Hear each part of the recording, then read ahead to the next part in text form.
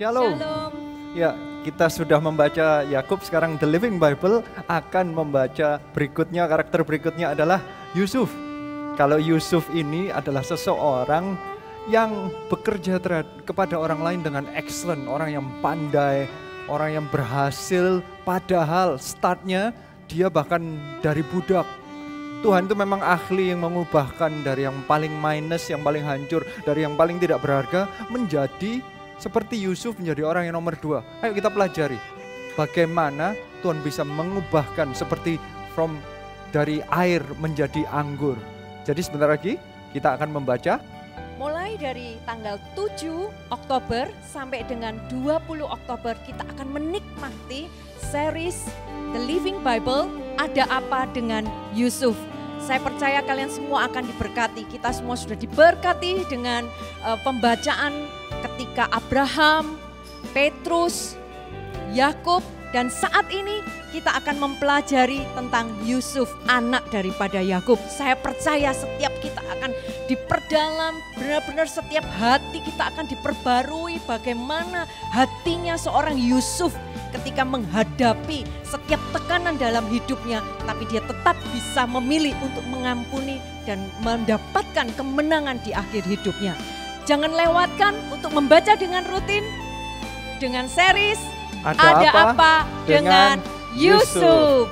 God bless you.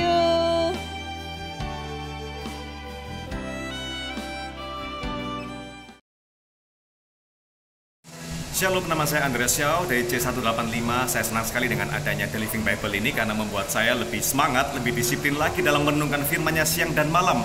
Karena ketika saya capek, banyak sekali teman-teman yang mendukung dan memberikan semangat untuk jangan bolong baca Alkitab.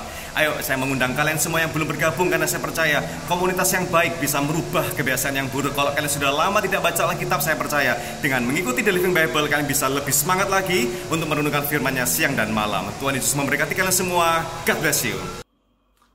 Shalom, kami dari C255. Dengan adanya The Living Bible ini, kami melihat banyak perubahan di anak-anak JG kami yang tadinya jarang merenungkan firman Tuhan, menjadi excited dan rajin merenungkan firman Tuhan bersama-sama dengan kami. Mereka juga belajar menuliskan sharing apa yang mereka dapat dari bacaan setiap harinya.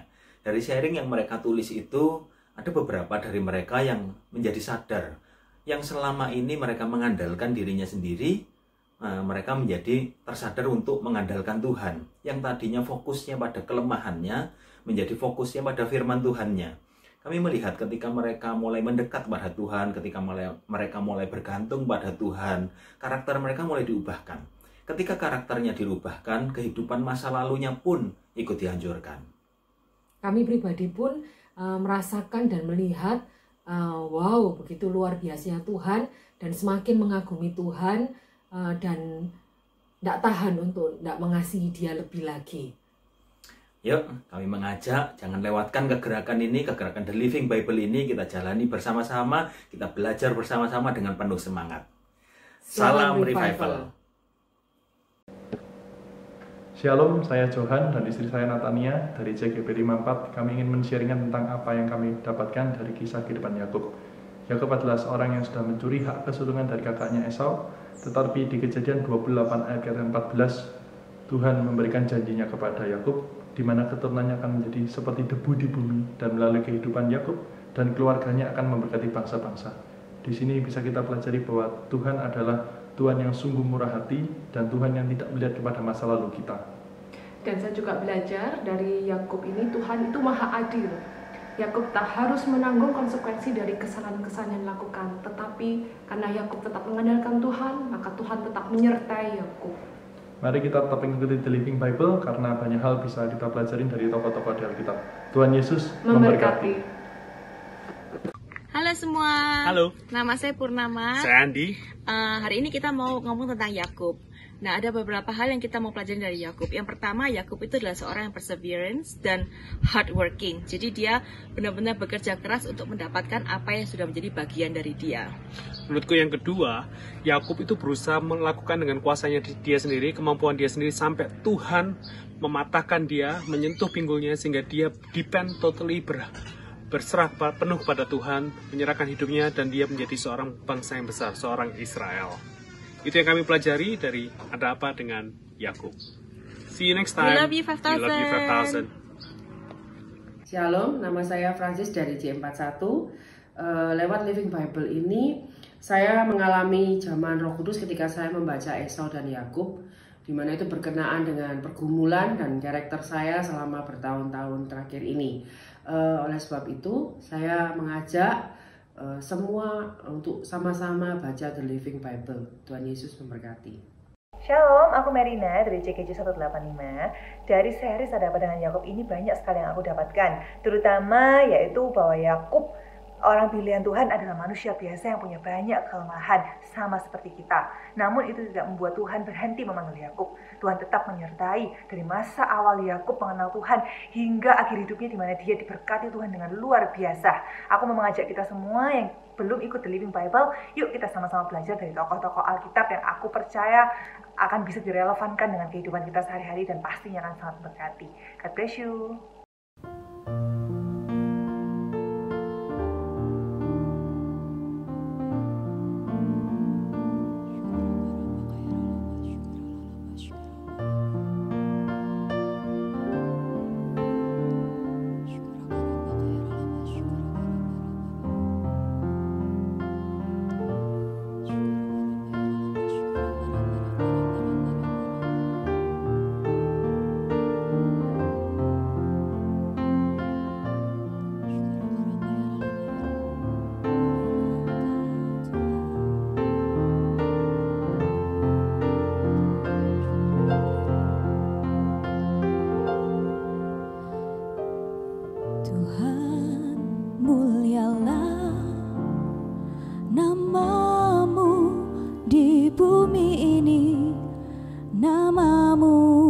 diagungkan di bumi.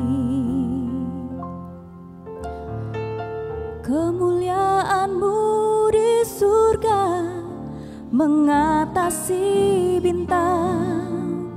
Betapa mulia nama-Mu Tuhan. Tuhan mulialah, Tuhan mulialah nama-Mu di bumi ini. Nama-Mu diagungkan di bumi. Kemuliaan-Mu di surga mengatasi bintang. Betapa mulia nama-Mu Tuhan. Betapa mulia, betapa mulia nama-Mu Tuhan. Bila ku pandang ke langit, bulan dan segala bintang, ku heran Kau memperhatikanku. Kau pilih dan kasihi, Kau pilih dan kasihiku, memahkotaiku. Sebab itu ku puji Kau selamanya. Oh Tuhan, mulialah nama-Mu di bumi ini. Nama-Mu diagungkan di bumi. Kemuliaan-Mu di surga mengatasi bintang. Betapa mulia nama-Mu Tuhan. Bila ku pandang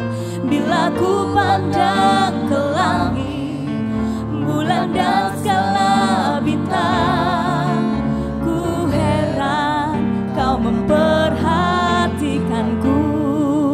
Kau pilih dan kasihiku, memahkotaiku. Sebab itu ku puji Kau selamanya. Oh Tuhan, mulialah nama-Mu di bumi ini. Nama-Mu diagungkan diagungkan di bumi. Katakan kemuliaan-Mu, kemuliaan-Mu di surga mengatasi bintang. Betapa mulia nama-Mu Tuhan. Oh betapa mulia, betapa mulia nama-Mu Tuhan. Sekali lagi katakan betapa mulia, betapa mulia nama-Mu Tuhan. Oh,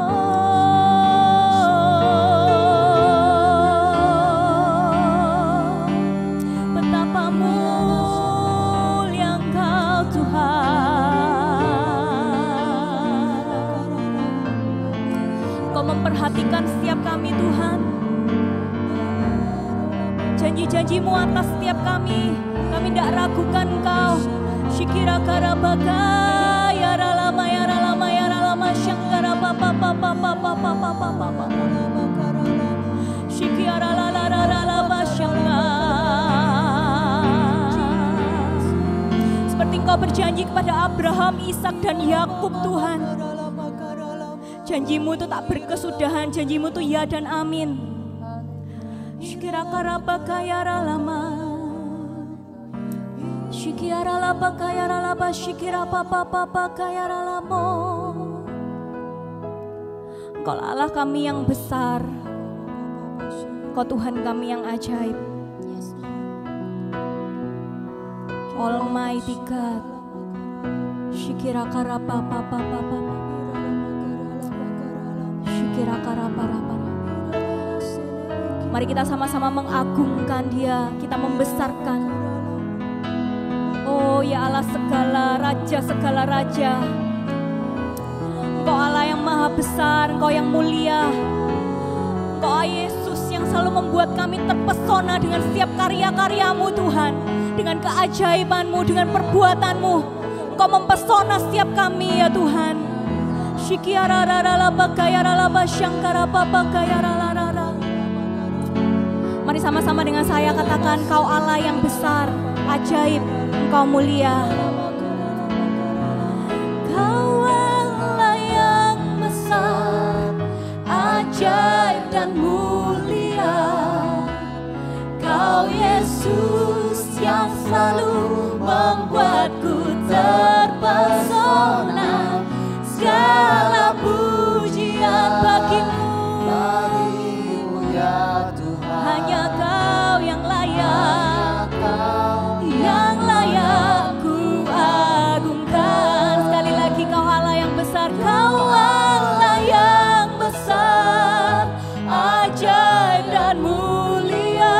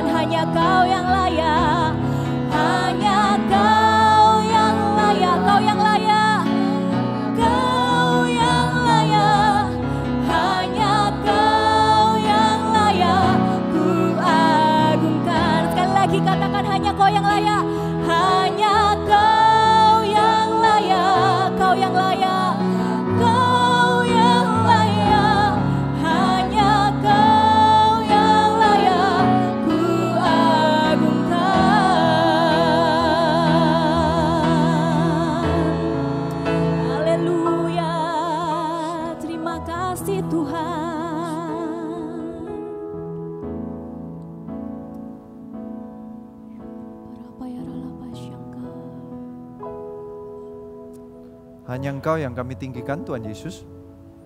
Engkau Allah yang baik bagi kami. Saat ini kami rindu untuk mendengarkan firman-Mu. Kami rindu untuk belajar lebih-lebih lagi mengenai siapa Engkau dalam kehidupan kami. Terima kasih Tuhan. Kami tinggikan nama-Mu. Engkau Allah yang baik bagi kami. Urapi setiap kami. Hanya dalam nama Tuhan Yesus Kristus. Semua yang percaya katakan amin. Sekali lagi kita berjumpa. Di akhir-akhir ini, 2 minggu ini kita berbicara mengenai Yakub. Yakub itu karakter yang unik. Sebenarnya saya rada terintimidasi untuk membicarakan Yakub karena karakter Yakub itu sulit ditebak. Karakter Yakub itu terlalu banyak kreativitasnya. Tidak tahu apa yang bakalan dia lakukan. Sangat punya ide sendiri, punya maunya sendiri. Sepertinya kayaknya nggak tahu apa yang bakalan terjadi dalam kehidupannya. Tetapi saya akan coba, ini yang saya lihat, karena dalam yang kita baca barusan ini selama 2 minggu, itu terlalu banyak karakter yang berhubungan dengan Yakub, terlalu banyak kejadian yang terjadi yang bisa di bring up. Semuanya baik, semuanya penting, tetapi saya coba lihat karakter hubungan Yakub dengan Tuhan itu bagaimana. Saya bagi ini menjadi 4 bagian atau 4 perubahan yang paling dasar. 4-4-nya ini nanti mungkin saya minta tolong ditampilkan di layar ya, 4-4-nya ini. Kita mulai dari yang pertama, bahwa Anda harus mengerti bahwa hubungan dengan Yakub itu yang memulai itu Tuhan. Tuhan itu yang memulai berbicara dengan Yakub. Tuhan yang berjumpa dengan Yakub. Tuhan itu yang benar-benar memberikan conversation ya. Makanya fase pertama adalah sepertinya lebih banyak Tuhannya yang berbicara. Fasenya ini adalah aku menyertaimu. Akunya huruf besar. Lebih banyak Tuhannya yang membuktikan terus bahwa Tuhan yang beserta dengan Yakub. Ini ceritanya itu karena cerita Yakub mulainya bukan dari sana. Ceritanya Yakub sejak lahirnya, bahkan ada nubuatannya. Sebenarnya mulai dari nubuatan sebenarnya ya kan. Allah yang dahulu yang menjelaskan bahwa sejak dari permulaan, sejak kelahirannya pun masih di rahim pun itu sudah ada rencana untuk Yakub. Allah itu yang menunjukkan, aku menyertaimu kepada Yakub. Ya tentunya karena ini waktu masih di rahim gak ngerti dia. Bahkan ada kejadian-kejadian seterusnya yang mengenai hak kesulungan misalnya terjadi sebelumnya. Tapi akhirnya itu ada titik di mana memang akhirnya Yakub itu harus pergi dari rumahnya karena ada perselisihan dengan Esau, karena nanti mungkin kita sempat diskusikan ya mengenai Ishak dan Ribka, bagaimana mereka nggak membangun keluarga yang sesuai kehendak Tuhan, sehingga akhirnya ada perselisihan dan ujung-ujungnya Yakub harus keluar dari rumah. Dia itu diceritakan tipe orang yang suka tinggal di rumah. Saya juga tipe orang yang suka tinggal di rumah. Jadi waktu pandemi, waktu di lockdown itu sepertinya bagi saya normal-normal aja. Tinggal di rumah nggak apa-apa. Yakub itu mungkin tipe yang di masa pandemi nggak masalah dia. Soalnya dia orang yang tinggal di rumah, benar-benar di tenda sih. Jadi nggak pernah keluar.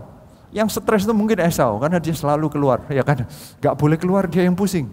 Kalau Yakub nggak pernah tinggal di luar, tidurnya selalu di kamar, di tutupan tenda. Dan inilah pertama kalinya sepertinya Yakub itu keluar. Dia tuh pergi dan dia harus ke Padan Aram, dipesan nih, dia harus pergi. Itu pertama kalinya dia tidur dan ngelihat bintang. Itu pasti menakutkan. Gak pernah, dia mungkin takut nanti ada binatang buas bagaimana, nanti ada orang yang rampok saya gimana. Biasanya di rumah, biasanya aman. Kali ini dia merasa sangat amat gak nyaman. Saat itulah Tuhan menemui dia di battle, di Luz, di battle. Dan itu Tuhan menunjukkan dirinya. Dan ini ayatnya saya sebutkan di Kejadian 28 ayat 12. Maka bermimpilah ia. Di bumi ada didirikan sebuah tangga yang ujungnya sampai ke langit. Dan tampaklah malaikat-malaikat Allah turun naik di tangga itu. Berdirilah Tuhan di sampingnya dan berfirman, "Akulah Tuhan, Allah Abraham, nenekmu, dan Allah Ishak. Tanah tempat engkau berbaring ini akan kuberikan kepadamu." Di ayat 15, dia menyebutkan begini, "Sesungguhnya aku menyertai engkau." Allah yang membuat conversationnya dahulu dengan Yakub. Yakub nggak pernah doa, Yakub nggak pernah nyari, nggak pernah diceritakan sebelumnya. Tahu-tahu aja tiba-tiba Allah yang datang memberikan mimpi ini, mimpi yang tentang tangga Yakub. Dan Allah menyebutkan aku menyertai engkau. Banyak di antara kita itu hubungannya dengan Tuhan itu seperti ini. Sebenarnya Tuhan itu yang muncul dahulu. Gak ada orang tuh tiba-tiba sejak lahir pingin ke gereja. Pasti ada yang ngajak. Pasti ada yang sepertinya membawa, seperti ada situasi yang membuat dia datang ke gereja atau bertobat dengan ke KKR atau diomongin orang, didoain orang, ada hamba Tuhan yang mengapa, ada aja. Tapi kayaknya Tuhan itu selalu yang ngejar. Saya tidak pernah tahu ada tiba-tiba orang itu, tiba-tiba aku tak masuk gereja aja. Pasti sebelumnya dia pernah memikirkan, ada orang gereja yang kayak apa yang membuat sehingga Tuhan yang memperkenalkan diri dahulu. Dan itu yang terjadi dalam kehidupan Yakub. Ini yang mesti kita tangkap, bahwa Allah itu yang mencari kita. Kondisi Yakub saat itu bagaimana? Dia itu baru selesai menipu, 2 kali dicatat menipu. Habis menipu Esau, dia menipu papanya sendiri. Ini seorang penipu ditemuin Tuhan, dikasih mimpi. Anda tahu enggak?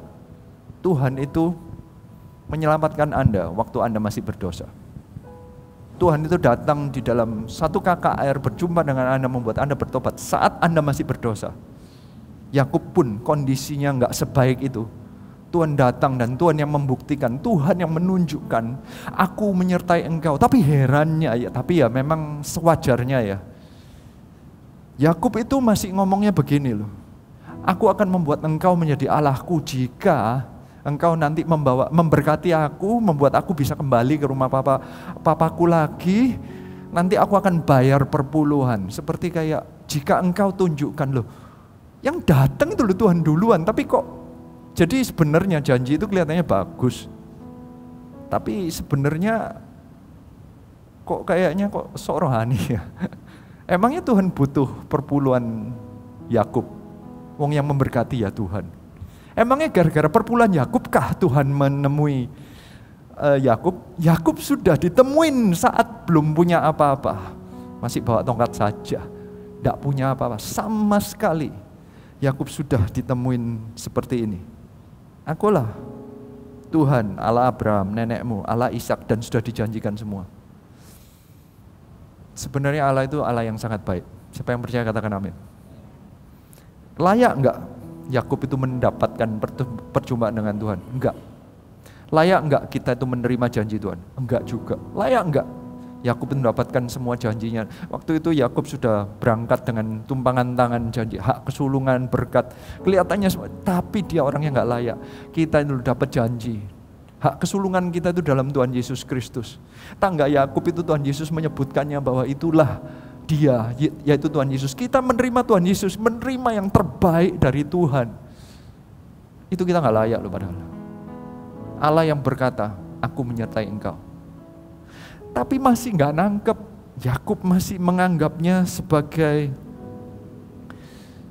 ini tempat yang kudus. Makanya di tempat itu, di Kejadian 28 ayat 19, itu dikatakan setelah itu dia ngomongnya, makanya ini yang saya sebutkan tadi, jika ia menamai tempat itu Betel, lalu dahulu nama kota itu Luz, lalu bernasarlah Yakub, jika Allah akan menyertai dan akan melindungi aku di jalan yang ku tempuh dan memberikan kepadaku roti untuk dimakan dan pakaian untuk dipakai sehingga aku selamat kembali ke rumah ayahku, maka Tuhan akan menjadi Allahku dan batu yang kudirikan sebagai tugu ini akan menjadi rumah Allah.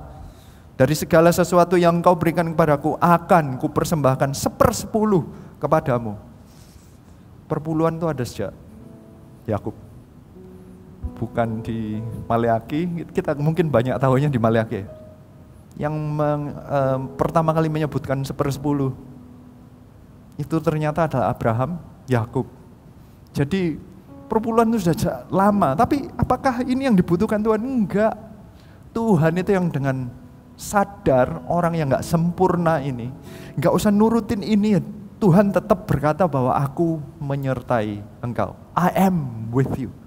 Di masa lagi dibutuhkannya, Yakub lagi membutuhkan, dia merasa sendirian. Satu-satunya yang mengasihi adalah Ribkah, dan itu hari dia keluar itu ini hari mimpinya dia di Betel ini, itu hari terakhir dia berjumpa dengan orang yang mengasihi dia, itu Ribkah mamanya. Ishak dikatakan tidak mengasihi dia, mengasihinya Esau, tidak mengasihi Yakub. Berarti satu-satunya yang mengasihi dia itu Ribkah. Dan waktu dia merasa aku meninggalkan Laban yang dia akan pergi, itu dia nggak kenal, orang yang nggak kenal. Dia pergi ke tempat sekali lagi nggak pernah keluar. Dia merasa sendirian, dan saat itu juga Tuhan muncul dan berkata, I am with you. Aku menyertai engkau. Allah adalah Allah yang baik. Dia adalah Bapa yang selalu mencari anak yang terhilang. Dia adalah Bapa yang luar biasa. Cerita Yakub ini kita bisa mengerti bahwa Tuhan itu yang memulai dahulu.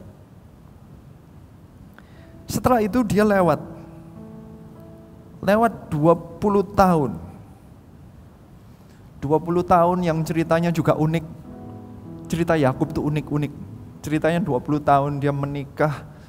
7 tahun pertama dia mau menikah dengan Rahel, dikasih Lea. Dikatakan saking sayangnya sama Rahel seperti beberapa hari saja. 7 tahun seperti beberapa hari saja. Kasih itu membuat kerja keras itu lewat begitu saja. Tapi ternyata ditipu, diberikan Lea. Dia ngomong aku akan kerja 7 tahun lagi. Dia 14 tahun belain Rahel.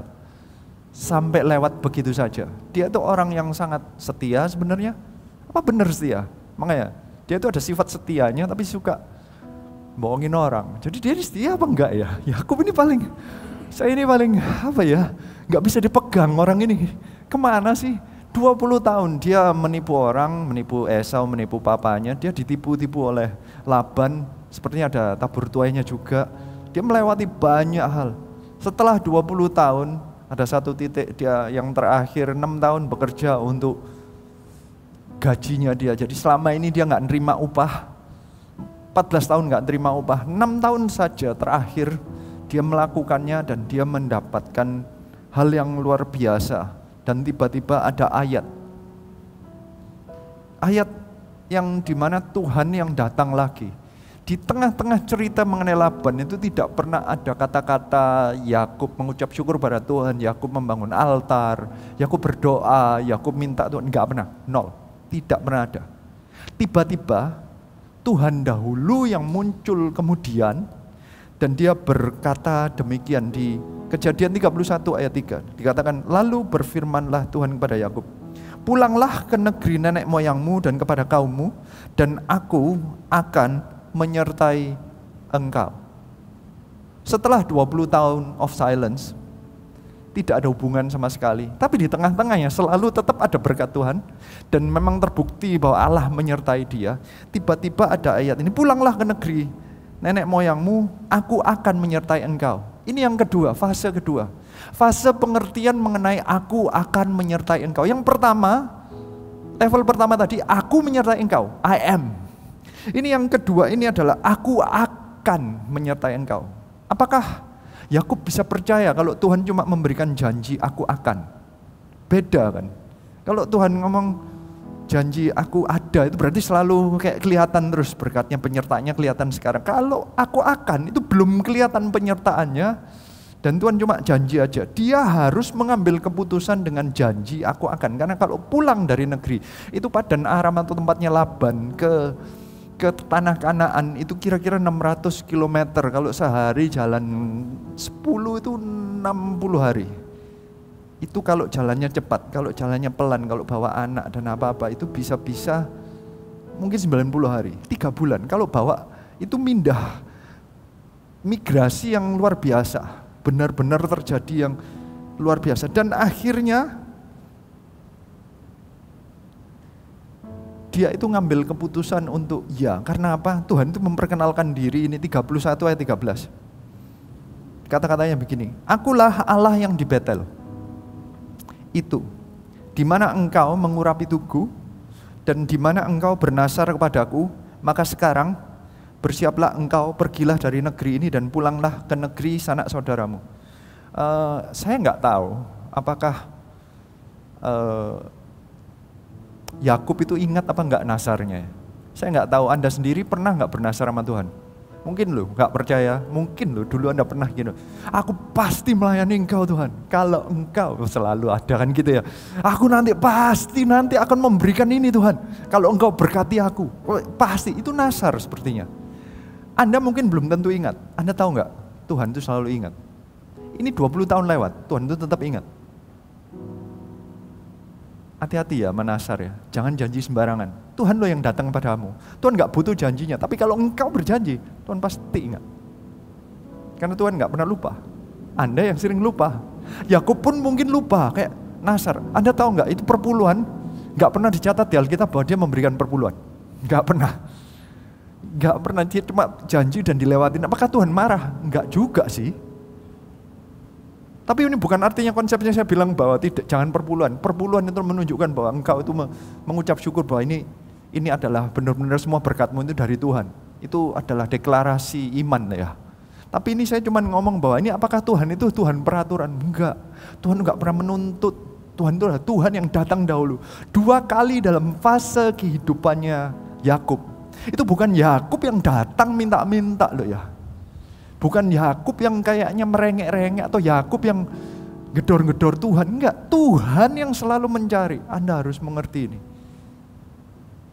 Tuhan itu yang datang ke bumi, mati di atas kayu salib. Mengorbankan satu-satunya anaknya yang tunggal, yaitu Tuhan Yesus Kristus. Mati mengorbankan darahnya dan dagingnya untuk pengampunan dosa kita. Dia yang mengejar kita. Jangan tolak dia Allah yang baik. Kali ini fase di mana imannya sebenarnya dinaikkan kembali sedikit. Aku akan menyertai engkau. Tuhan itu tahu apa yang bakalan terjadi. Kali ini Yakub sudah berumur 97. Ya kadang kita itu mikir Yakub ke Laban itu umur berapa? Umur 77 tahun. Okay. Sudah umur 77 tahun sudah cukup matang. Dia sudah cukup mengerti, sudah orang dewasa. Dia bukan orang muda kayak apa.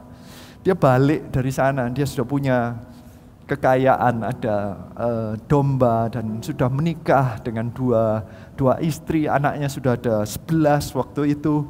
Dia umur 97, baru tercatat doa pertamanya Yakub.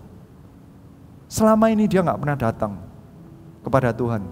Kayaknya selalu Tuhan yang datang. Banyak di antara kita, kalau di zaman masih I am with you, aku menyertai engkau. Sepertinya kita kalau datang ke gereja baru kita doa sebenarnya ya. Itu pun kalau dipimpin dari ibadah, mari kita berdoa, mari kita menyanyi. Kita nggak pernah diam-diam menyembah, diam-diam berdoa, nggak pernah. Sepertinya gitu. Tapi nanti ada level berikutnya di mana saat mulai mengerti level berikutnya, ini level yang menurut saya ini aku akan menyertai engkau. Ini mulai kita diam-diam kita yang doa. Kita sudah kayak ada level berikutnya. Kita yang mengerti Allah itu hidup ya. Oke, aku akan doa kepada dia. Ini doa pertama dia. Di Kejadian 32 ayat 9. Kemudian berkatalah Yakub, ya Allah nenekku Abraham dan Allahku Ishak. Ya Tuhan yang telah berfirman kepadaku, pulanglah ke negerimu. Dia nyebutkan lagi dan dia berkata di ayat 10, sekali-kali aku tidak layak untuk menerima segala kasih kesetiaan yang engkau tunjukkan kepada hambamu ini. Sebab aku membawa hanya tongkatku ini waktu aku menyeberangi sungai Yordan. Tetapi sekarang telah menjadi 2 pasukan. Ini baru ada permintaan. Dia mengakui sih, semua berkatnya dia diterima dari Tuhan. Habis itu dia mulai minta. Ini permintaan pertamanya Yakub. Lepaskan kiranya aku dari tangan kakakku, dari tangan Esau. Sebab aku takut kepadanya. Jangan-jangan ia datang membunuh aku. Juga ibu-ibu dan anak-anaknya. Bukankah engkau telah berfirman, tentu aku akan berbuat baik kepadamu dan menjadikan keturunanmu sebagai pasir di laut yang karena banyaknya tidak dapat dihitung. Tuhan itu tahu saat kita itu butuh kekuatan. Di saat-saat akan ada tantangan yang besar, Tuhan akan datang dan berkata, aku akan menyertai engkau. Itu kondisinya Yakub saat itu memang sangat rumit. dia sudah kerja 20 tahun di Laban, dia membawa dan dia relatif lebih kaya. Bukannya Laban tidak kaya, Laban ikut diberkati gara-gara Yakub, tetapi karena keirian ya Laban dan anak-anaknya mulai benci karena iri terhadap kekayaan dari Yakub. Jadi dia merasa nanti gimana ya kalau nggak boleh pergi, dia lari dari Laban. Dalam keadaan lari ini, Laban mengejar dengan sanak saudara, nggak disebut berapa orang yang mengejar, tetapi Laban boasting atau membangga-banggakan, aku bisa menghancurkan engkau. Berarti cukup banyak. Jadi dari belakang ada yang ngejar dia.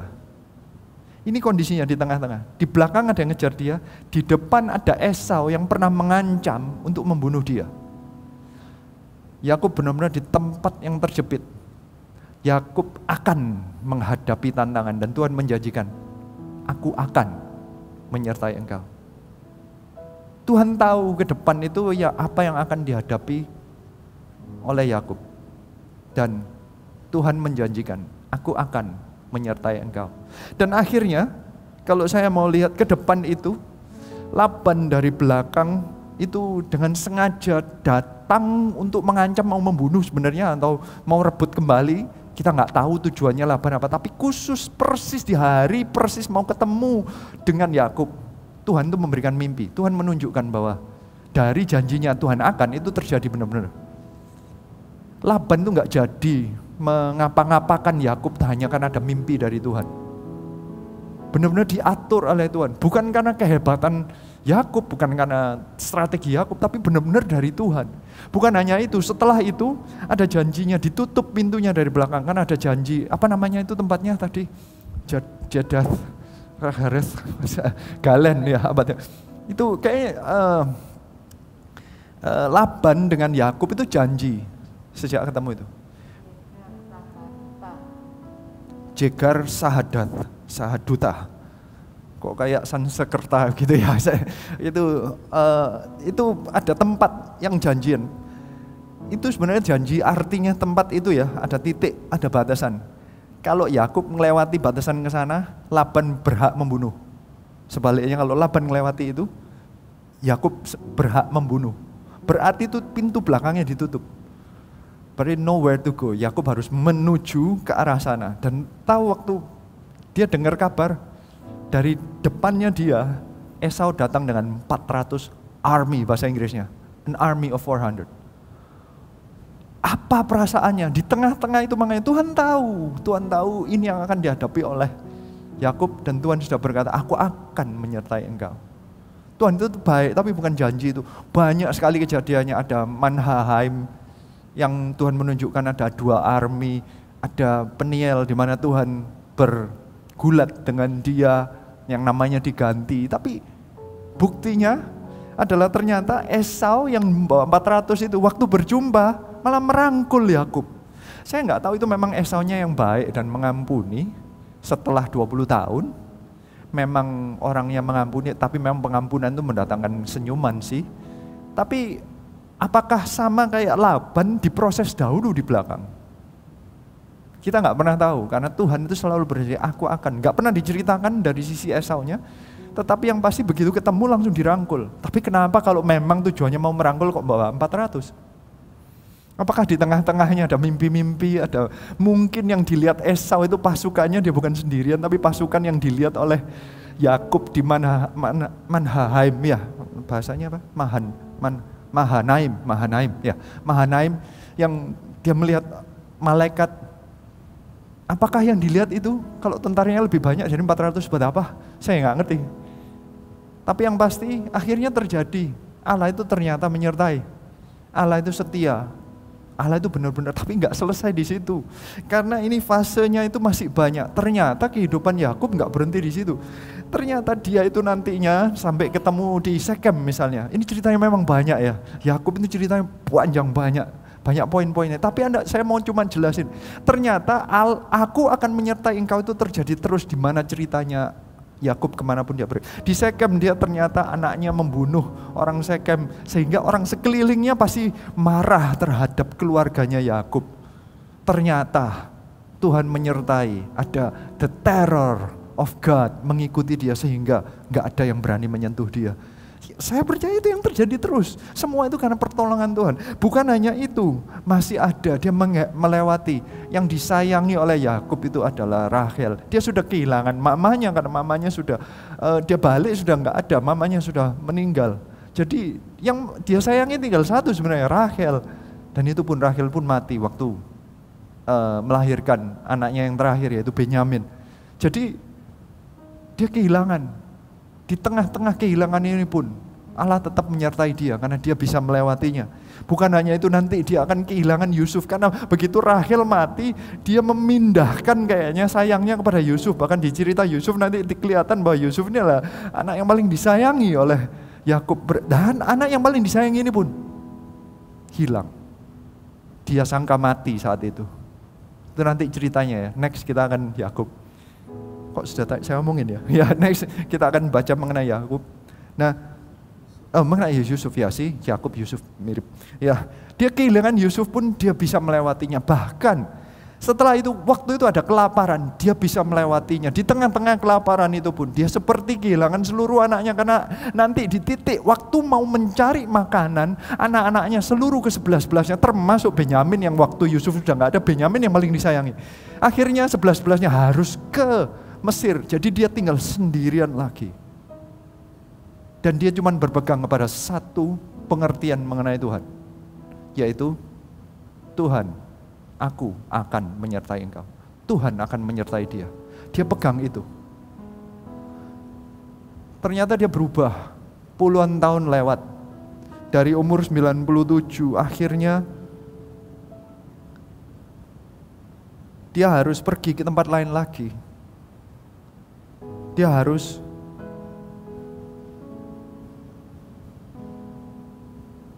ke Mesir akhirnya karena kelaparan itu tadi. Saya mau ajak Anda melihat ini next berikutnya bagaimana Tuhan itu menjumpai Yakub atau berbicara dengan Yakub. Setelah begitu banyak kejadian tadi yang dilewati, ada satu kesimpulan yang diambil oleh Yakub. Ini di Kejadian 31 ayat 5, ini salah satu ayat yang menjelaskan. Dia berkata demikian.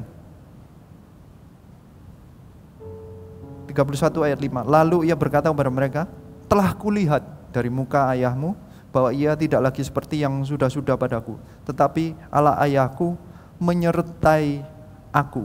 Dalam bahasa Inggrisnya kata-katanya adalah, but the God of my father has been with me. Bahasa Indonesianya semua menyertai ya.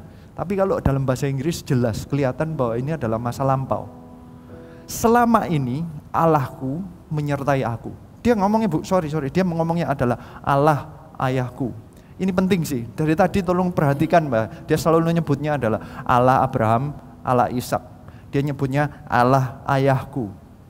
Dia berkata selalu ini Allahnya ayahku. Dan dia berkata Allah ayahku telah menyertai aku. Ini adalah pengakuan dari Yakub bahwa Tuhan yang janji aku akan menyertai engkau itu terjadi. Dia bisa mendeklarasikan selama ini Tuhan yang ngomong kepada Yakub. Yakub gak pernah ngomong kepada siapapun. Di level berikutnya ini Yakub mulai bersaksi mengenai Tuhan. Karena dia sudah mulai bisa berkata kepada orang lain, Allah ayahku menyertai aku. Ada orang-orang yang datang ke gereja itu cuma nerima, pokoknya menerima berkat. Sistem janji-janji. Dan Tuhan itu janjinya pertama aku menyertai, habis itu aku akan menyertai. Setelah ngelewati, ada satu titik dia sudah sampai di level dia mulai berkata, ya Allah itu baik sama aku. Ini loh, apapun yang aku terima itu dari Tuhan. Sudah bisa mengakui. Sebelumnya nggak pernah sedikit pun. Orang lain sudah ngelihat. Laban itu by the way tidak mau Yakub pergi itu karena dia ngomong, kamu itu diberkati gara-gara ada Tuhan, gara-gara kamu itu membawa berkat bagi aku. Orang lain bisa ngelihat, tapi dia nggak pernah berbicara sedikit, nggak pernah bersaksi. Mungkin nggak Anda itu sering diberkati, tapi Anda nggak pernah bersaksi. Seharusnya Tuhan itu rindunya Anda itu seperti hubungannya dengan Yakub. Suatu titik dalam kehidupan Yakub itu mulai mengakui bahwa Allahnya yang memberkati. Dan itu keluar dari mulutnya, inilah kesaksian. Kita semua ini ditunjuk untuk menjadi saksi bagi Kristus. Apapun yang baik dalam kehidupanmu, apakah engkau bisa bersaksi bahwa ini semua dari Tuhan? Yakub sampai di level itu juga. Dan itu mulai kelihatan di saat dia mau bersiap, ini salah satu, ini saya sebutkan lagi. Ini karena semua ini proses, saya nggak ngomong ada satu titik, karena proses untuk mengakui bersaksi itu proses, selalu proses.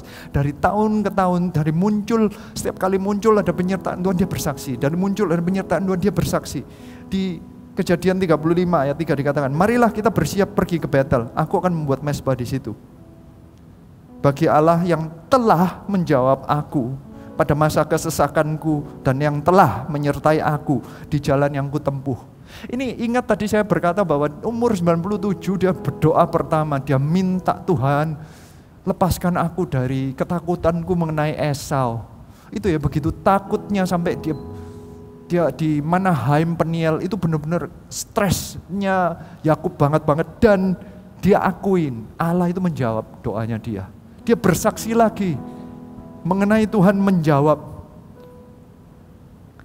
Dan akhirnya ini yang sepersis sebelum dia mau ke Mesir. Hidupan Yakub itu pindah-pindah terus. Kanaan 77 tahun, 20 tahun di Padan Aram.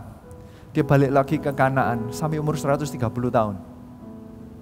Hidupnya ada naik dan turunnya, ada kekayaan, ada kelaparan, ada kegembiraan, ada kesedihan, ada kemenangan, tapi ada ditipunya, ada nipunya, ada ditipunya. Hidupnya naik dan turun, tetapi tidak membuat Yakub hubungannya dengan Tuhan itu bukan ikut naik dan turun. Hubungannya dengan Tuhan itu selalu meningkat. Makanya yang ini umurnya sudah 130 tahun. Di Kejadian 46, Anda lihat ini lompat ke Kejadian 46. Kata-katanya demikian. Berfirmanlah Allah kepada Israel dalam penglihatan waktu malam, Yakub, Yakub. Sahutnya, ya Tuhan. Lalu firman-Nya, akulah Allah ayahmu, janganlah takut pergi ke Mesir, sebab aku akan membuat engkau menjadi bangsa yang besar. Aku sendiri akan menyertai engkau pergi ke Mesir. Dan tentulah aku juga akan membawa engkau kembali, dan tangan Yusuflah yang akan mengatupkan kelopak matamu nanti. Ini ada progresi bahwa di umur 130 Allah masih mau menguatkan Tuhan. Dan akhirnya inilah yang terjadi. Dengan semua kejadian selalu ada kata-kata akan.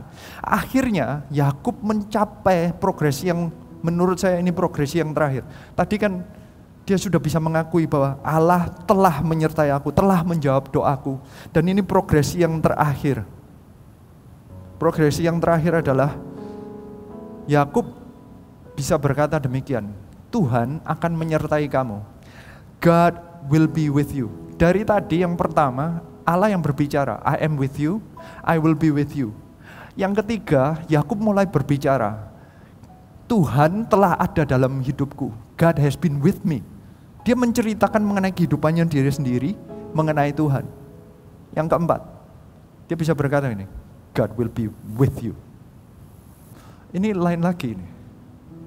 Dulu dia masih struggle mengenai siapa Tuhan dan kehadiran Tuhan.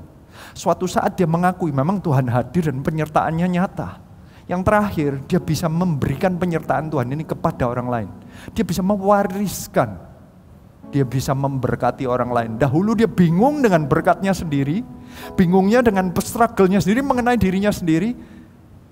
Yang terakhir ini, yang keempat, Tuhan akan menyertai engkau. Dia sudah sampai di level dia bisa memberkati orang lain. Kok bisa sampai di sana? Karena ada perbedaan yang lain. Saya ajak dulu baca ayatnya ya.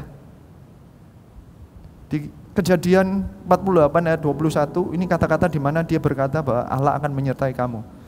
Kemudian berkatalah Israel kepada Yusuf, tidak lama lagi aku akan mati, tetapi Allah akan menyertai kamu dan membawa kamu ke negeri nenek moyangmu. Sebentar, selama ini yang memberi janji itu Tuhan kepada Yakub, Tuhan kepada Yakub, Tuhan kepada Yakub. Ada satu titik, setiap janji Tuhan itu dia tangkap dan dia miliki akhirnya. Setelah dia miliki, Allahnya dia miliki, janjinya dia miliki, dia bisa memberikan kepada anaknya. Ini dari Yakub kepada Yusuf. Dia yang berkata, Allah akan menyertai kamu. Itu janjinya yang selama ini dia terima. Selama dari 77 tahun sampai umur 137 tahun ini. Dia terima terus akhirnya dia memberikan, dia menyalurkan. Dia bukan hanya menerima berkat, dia menyalurkan berkat.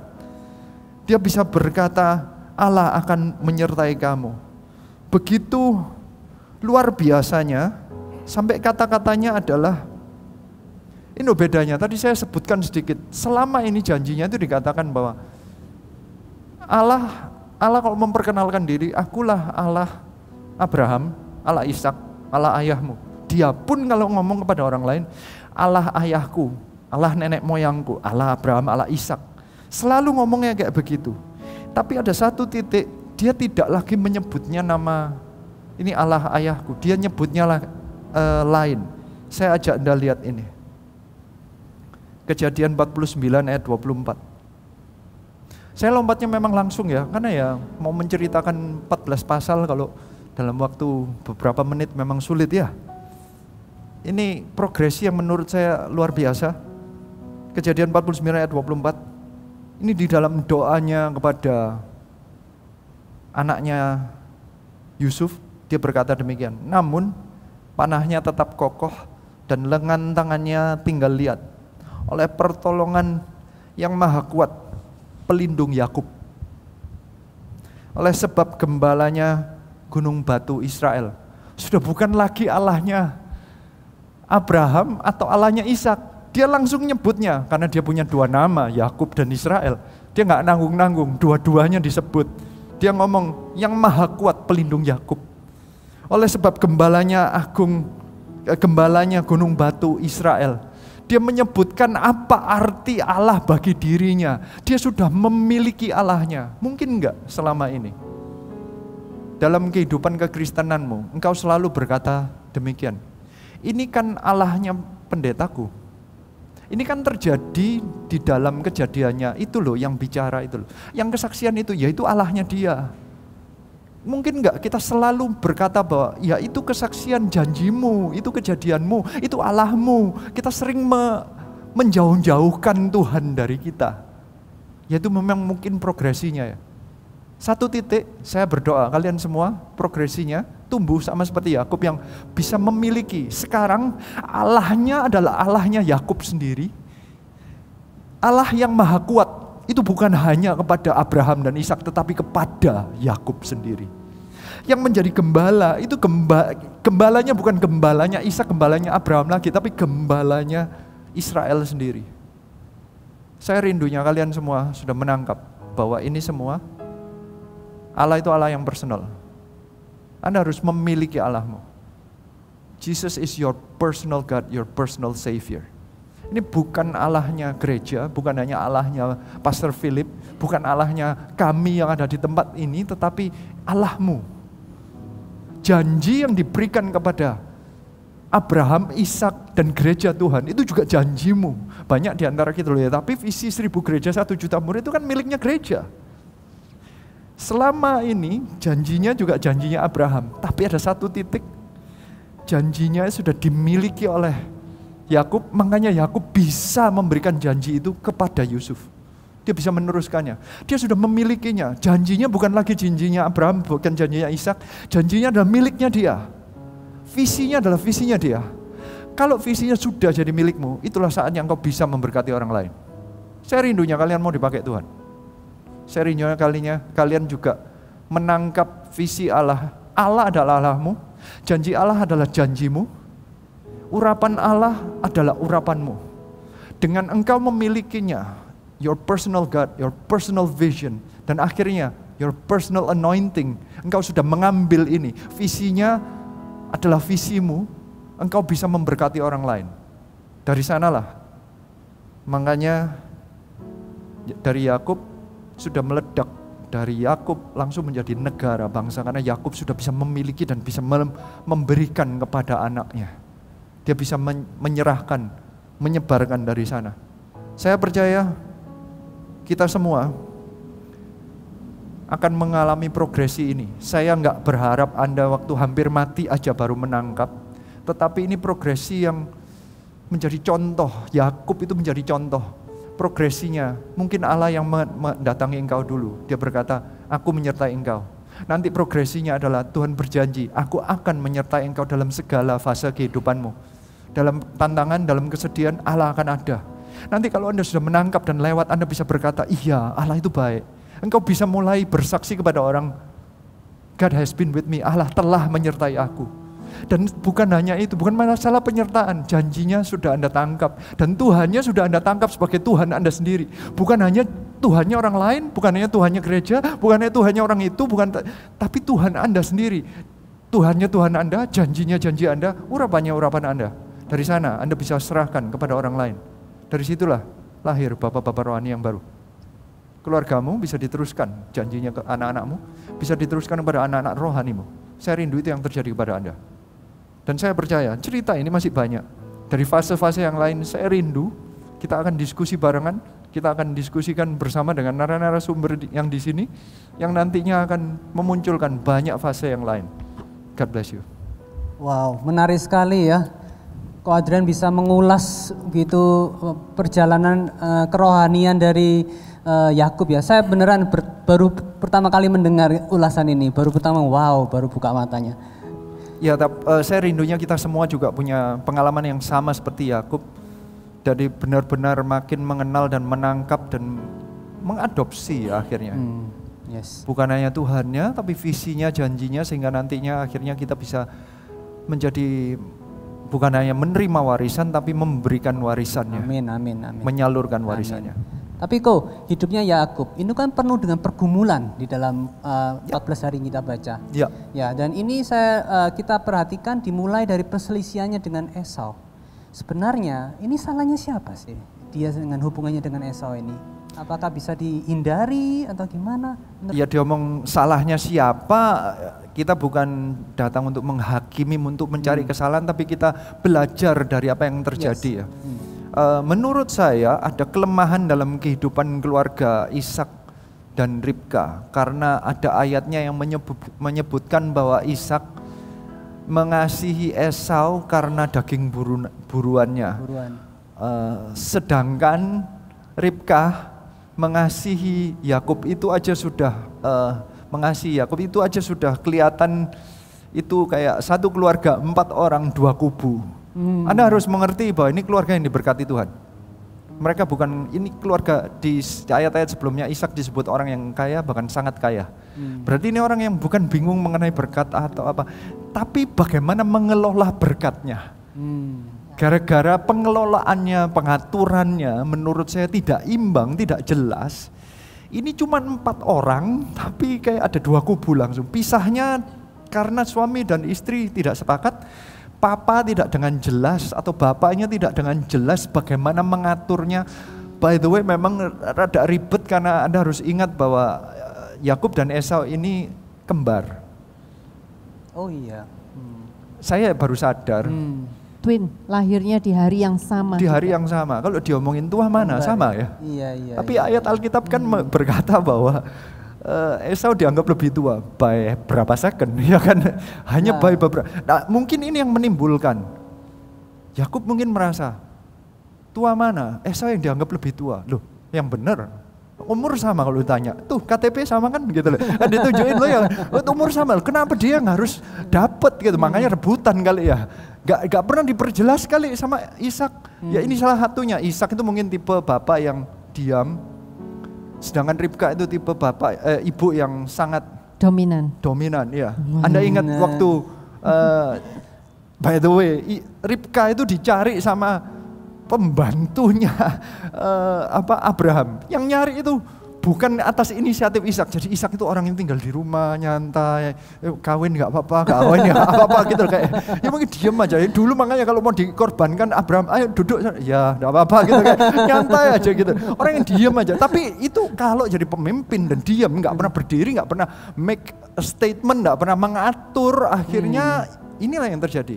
Yang mau dia simpan sendiri. Mungkin dia lebih sayang Esau dan Ribka yang tadi dominan tuh, saya ingatnya waktu itu dia yang mengasihin minum unta. itu berarti 10 unta. Itu bukan hanya dominan, mungkin badannya gedean Ribka kali ya. Itu ngangkatin, kalau ngambil, wah, itu kan ngasihin. Itu Eliezer ngelihat, saya ngelihat, kejem juga ngelihat cewek suruh ngangkat minumin gitu. Wow, gitu sambil dikagum-kagumi. Dan itu waktu kawin berarti mungkin Ishak naik kursi soalnya lebih pendek dan lebih kecil gitu ya. Ribkanya gede gitu ya. Jadi ya saya nggak ngerti. Dan makanya Esau yang badannya gede nurun Ribka kali ya. Dia pinginnya mungkin sehebat Esau yang jago berburu dan apa ya. Jadi Ishak bilang, ini anakku yang ku idam-idamkan. Yakub nurun Ishak sama kecilnya gitu, sama tinggal di rumahnya kayak, jangan kayak aku nak gitu kan ya. Ya. Jadi akhirnya keluarga ini kacau balau, nggak teratur. Tapi saya percaya dari pelajaran ini sebenarnya ada yang sebelumnya Abraham itu melakukan hal yang baik. Dan di zaman sekarang pun ternyata ada orang-orang yang kita semua pasti menghadapinya. Salah satunya narasumber ini Andrew dengan Jessica, thank you. Nah Andrew ini juga mengalami hal ini. Ada kemiripannya tapi ini yang baik, hal yang baik. Coba Anda bisa ceritakan apa yang bisa dipelajari ini, yang sesuai dengan Alkitab nih. Oke, ya ini mau sedikit sharing. Saya ini kan termasuk anak yang secara langsung merasakan berkatnya, bagaimana sebuah berkat yang diberikan Tuhan itu diatur dengan benar. Jadi saya ini yang dengan benar ya kalau ini ya. Benar. Ya. Jadi ada family business ada bisnis keluarga yang dipercayakan Tuhan di dalam kehidupan kami, dan pada family business ini biasanya apabila family business ini tidak diatur dengan benar, dalam hal ini termasuk secara legal, hal itu bisa membuat sebuah berkat itu menjadi sebuah hal yang malah memecahkan keluarga, bukanlah menjadi sebuah berkat. Jadi di cerita saya, kehidupan saya, oma saya itu memulai sebuah bisnis, dan tidak terpikir bahwa sebuah bisnis itu yang dulunya hanya dibangun untuk mencari nafkah saja, ternyata berkembang dan menjadi berkat yang luar biasa untuk keluarga kami. Dan di sini pada saat itu tidak terpikir untuk mengatur secara legal, untuk membuat semuanya jelas. Sampai suatu saat ada kalanya memang terjadi perselisihan sedikit, ya itu terjadi. Tapi puji Tuhan Oma adalah Oma yang berdoa, dan Oma dengan berani mengambil langkah untuk berbicara kepada setiap anaknya, dan juga setiap cucunya juga diberitahu bahwa family business ini harus dibagi seperti ini. Jadi ada sebuah keputusan dari Oma yang munculnya dari Oma ya berarti. Dari Oma. Dan saya tahu itu bukan hal yang mudah. Kadang mungkin orang tua saya belum menjadi seorang orang tua papa dari anak, tapi very soon, ya. Amin. Tapi saya melihat memang pada saat itu saya di sana dan saya sudah involve, sudah ikut di dalam bisnis keluarga, itu bukan sebuah hal yang mudah. Tapi Oma dengan berani mengambil keputusan itu, dan memang pada saat itu apakah ada merasa like and dislike-nya dengan keputusan itu? Yes, ada. Tapi hal itu membuat, kalau yang saya rasakan sekarang, itu sungguh sebuah langkah yang baik. Keluarga kami sekarang dengan berkat itu, kita tidak lagi berselisih. Ada sebuah bukan instruksi, seperti blessing yang jelas bagi setiap orang. Dari situ keturunan Oma tidak bertengkar untuk hal-hal yang sudah diputuskan. Yeah. So itu sebuah blessing, dan saya di sini ya sungguh bersyukur bisa berada di posisi ini, dan ya I think it's really a big blessing from Jesus. Puji Tuhan untuk Oma Evi ya. Saya kagum sih dengan Oma Evi. Oma Evi juga sampai dibuatkan buku ya. Saya teringat judulnya apa? Buku. Mestinya kita langsung tunjukkan judulnya adalah. Nah, apa nanti bisa ditayangkan? Cleaning Destiny. Cleaning Destiny. Cleaning Destiny. Jelai-jelai berkat or something.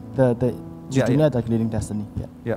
Ya, saya percaya tindakan Oma Evi yang membagi ini tidak seperti Ishak yang membuat sepertinya ketidakjelasan karena sayangnya padahal ada janji kepada Yakub yang diterima oleh Ribkah bahwa yang nanti mestinya yang menerima hak kesulungan adalah Yakub, tetapi Ishak menjanjikan kepada Esau, tetapi Yakub mencuri dari menipu dari Esau dan akhirnya didoakannya ke Yakub, sehingga kayaknya ya itu kan tidak jelas.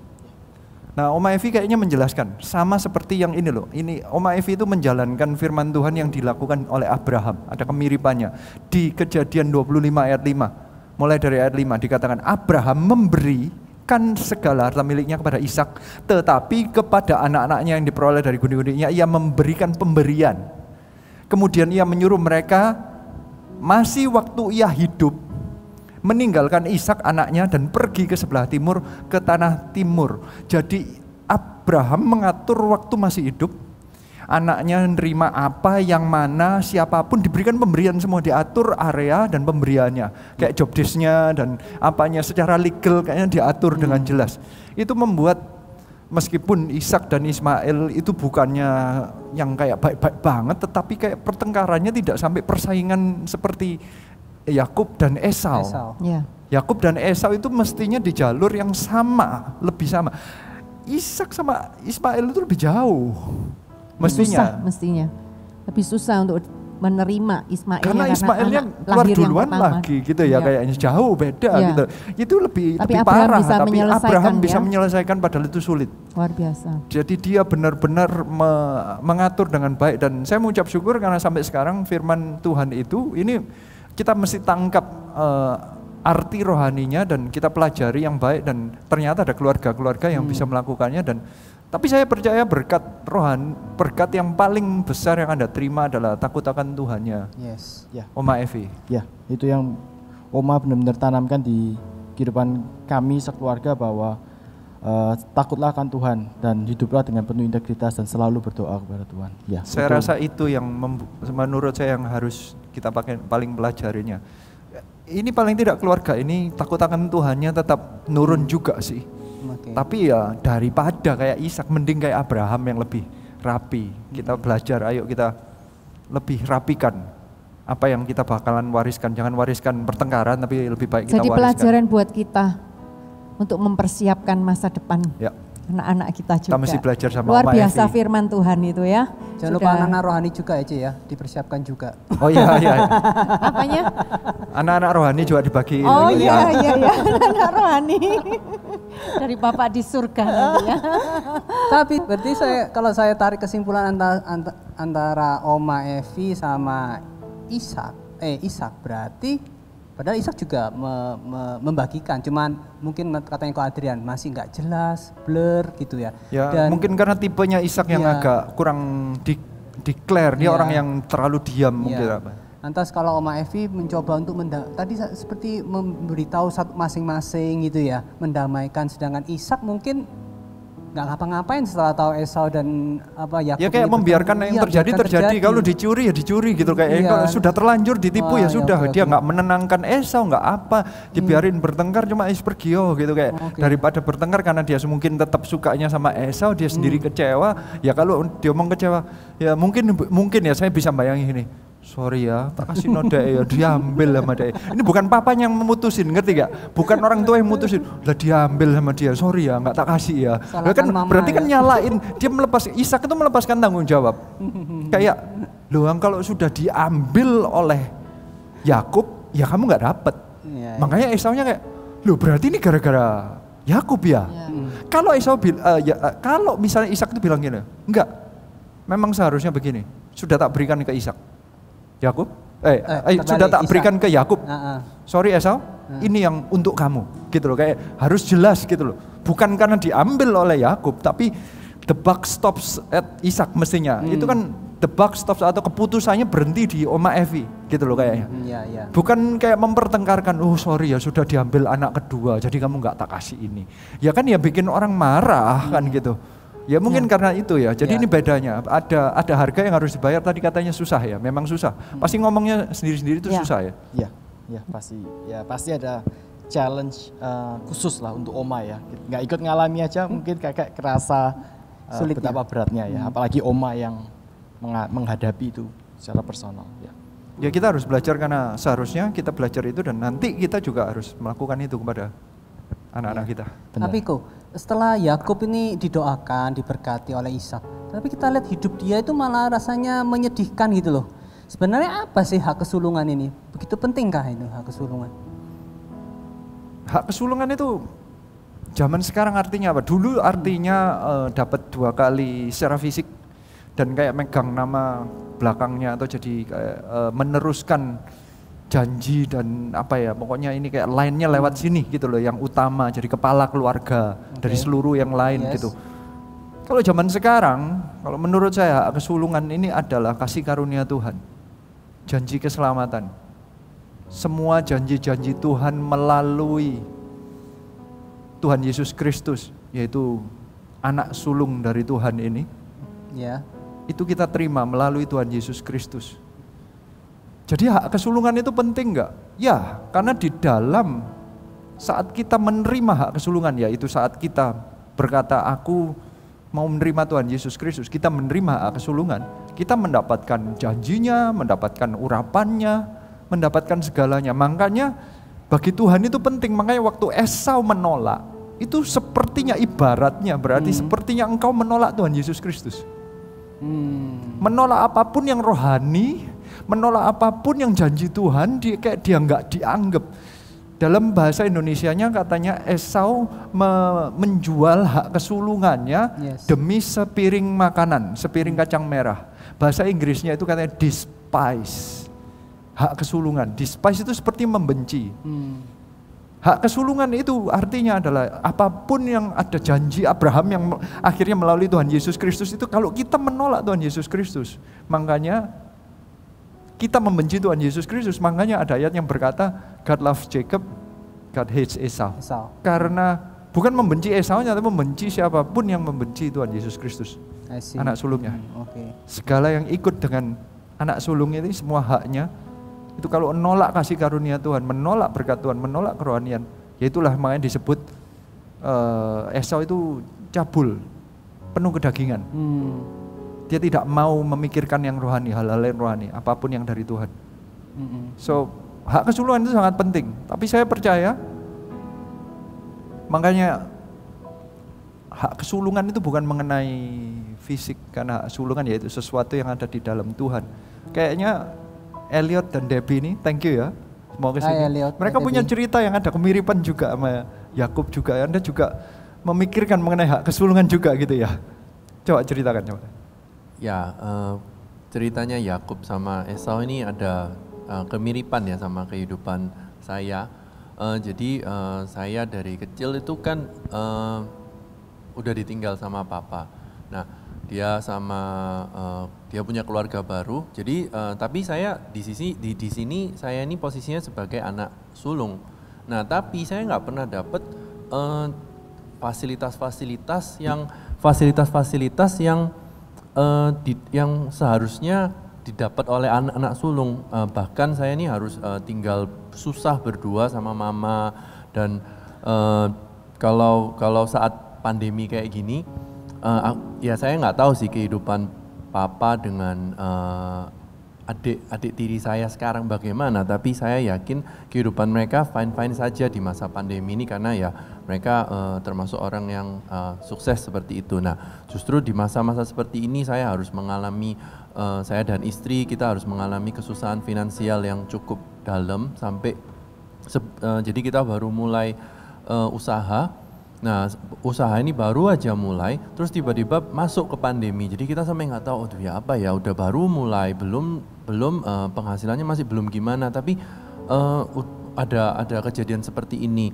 Terus saya tanya diskusi sama istri, bagaimana ya, atau kita pinjem bank aja gini gitu. Terus habis itu kita sempat konsultasi sama Ko Adrian juga, terus juga ikut krisis finansial yang waktu itu yang pertama, yang awal-awal yang untuk CGL aja. Nah, terus habis itu Ko Adrian terus bersikukuh kalau misalnya kita apapun kejadiannya, apapun masalahnya, kita jangan hutang, kita harus tetap bergantung hanya pada Tuhan. Jadi kita juga sama istri juga berdoa dan ternyata nggak lama usaha kita ini benar-benar diberkati Tuhan. Jadi usaha yang baru saja kita itu rintis, ada partner juga yang Tuhan tuh kirimkan seorang partner untuk merintis bersama.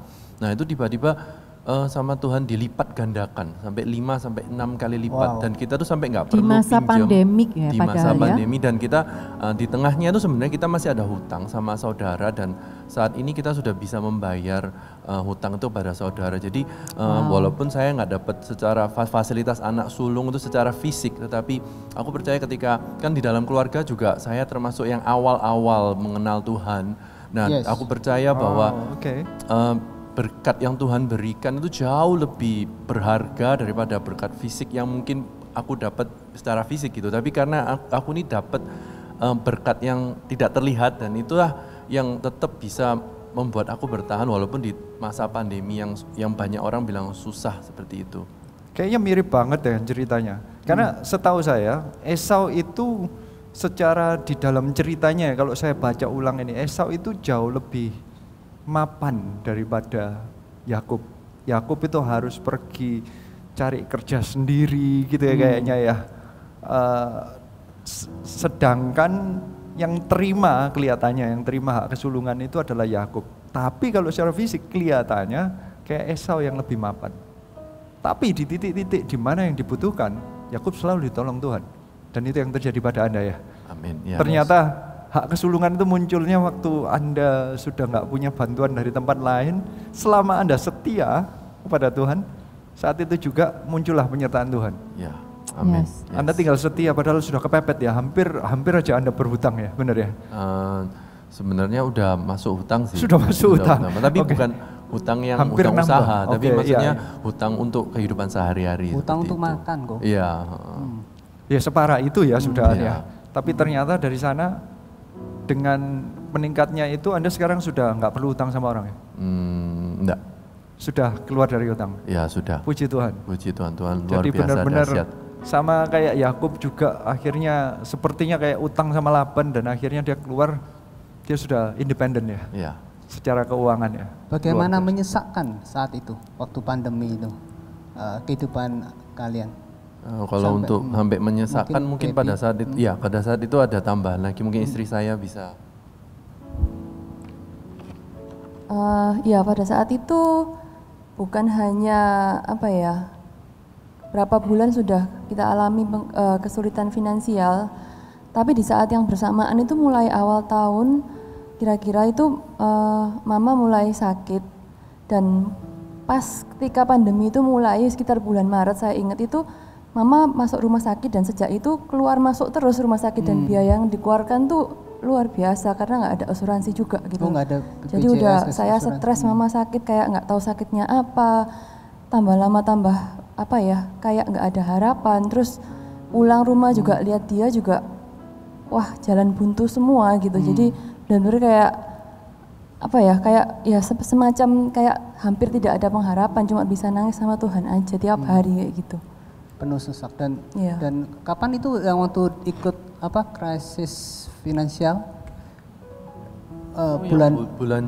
Bulan Juni itu yang awal-awal yang sama CGL saja itu. Dan Ko Adrian bilang kalau tanggal 5-6 Juni ya. Soalnya saya ingat 3 harinya itu How ada to manage order financial crisis. Iya itu. Nah terus soalnya waktu itu saya cek lagi WhatsApp, ternyata 3 hari kemudian setelah itu ordernya itu datang. Saya lihat WhatsApp-nya. Wow, 3 hari setelah ikut itu. Iya, jadi Tuhan tiba-tiba langsung ngasih tahu, memang kamu nggak perlu berhutang gitu. Soalnya kayak Tuhan langsung ngomong kayak gini, aku yang memberkati kamu. Itu yang aku dapat kayak wow, ternyata memang yang memberkati kita tuh bukan orang tua, bukan siapa, tapi Tuhan sendiri gitu. Itu yang kayak wow. Kayak janji yang Yakub terima, aku akan menyertai engkau. Kayak Tuhan membuktikan dan itu terjadi. Di titik-titik yang paling sulitnya, Allah muncul dalam kehidupanmu dan itu terjadi ya.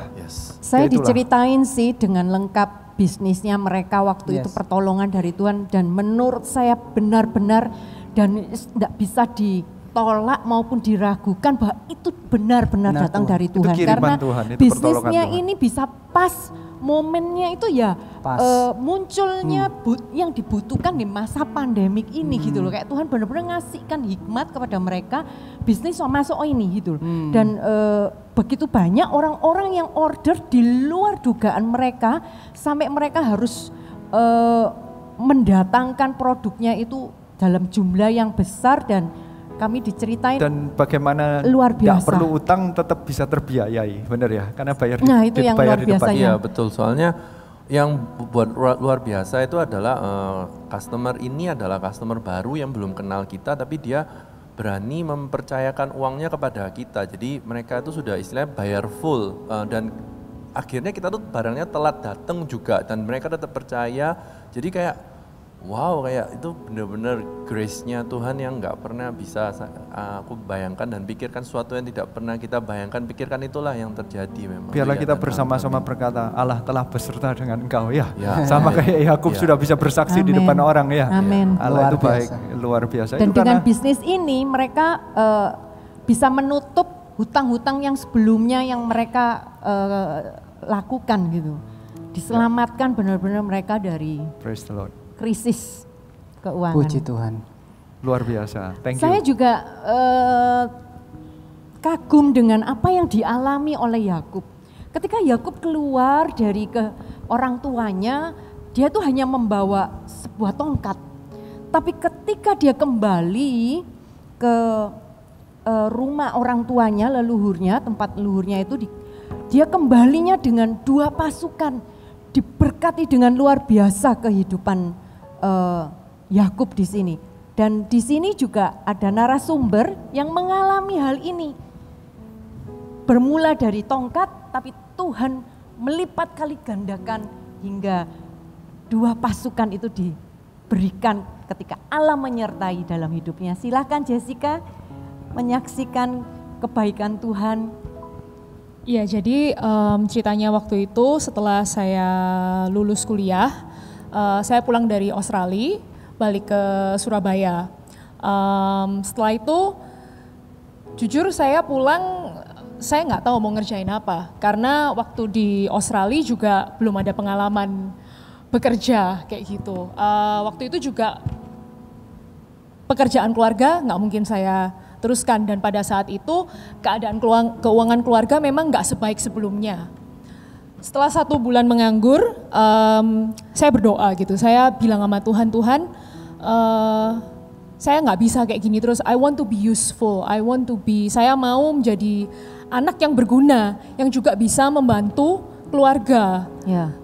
Lalu saya ingat suatu siang gitu, tiba-tiba saya diingatkan sama Tuhan.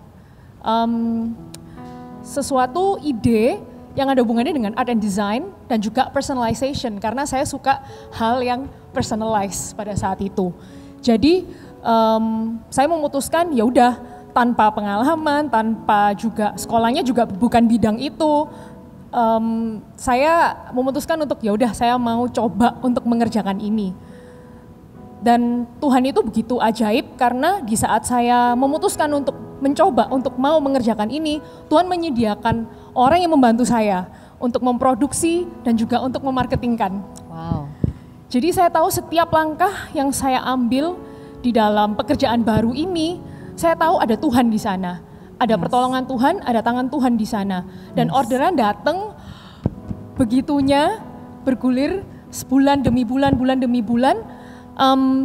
Dan gak cuma orang Indonesia yang mempunyai produk itu, tetapi sampai orang di luar negeri. Orang luar negeri juga order ya sampean ya? Iya, dan juga sempat saya juga ada suatu hari saya terima email, saya nggak kenal orangnya siapa, saya nggak kenal, nggak ada hubungan apa-apa sama orang itu, tiba-tiba orang itu email dan minta untuk produk saya dimuat di majalah yang cukup terkenal di Australia waktu itu, dan dengan tanpa biaya.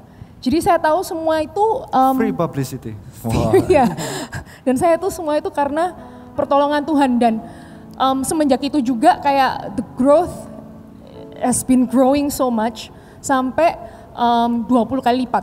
Dan saya tahu itu bukan karena kekuatan saya, itu bukan karena kepintaran saya, saya nggak bisa kayak gitu. Saya tahu apalagi saya dari dulu dari keluarga yang semuanya itu sudah disediakan, semuanya itu udah siap gitu lah anggapannya, kayak dicepain kayak gitu-gitu. Tapi saya tahu di sini ada sebuah pekerjaan, tapi yang saya lihat itu bukan berkatnya, tapi setiap kali saya bekerja, saya ingat betapa Tuhan selalu hadir dan di hidup saya, di setiap langkah step by step, dan bagaimana yang saya ingat adalah pengalaman saya bersama dengan Tuhan, betapa Tuhan itu so personal to me, especially to me, nggak cuman kepada saya dengar, tapi I actually have, saya nggak cuman mendengar, tapi saya merasakan dan saya punya pengalaman itu dengan Tuhan.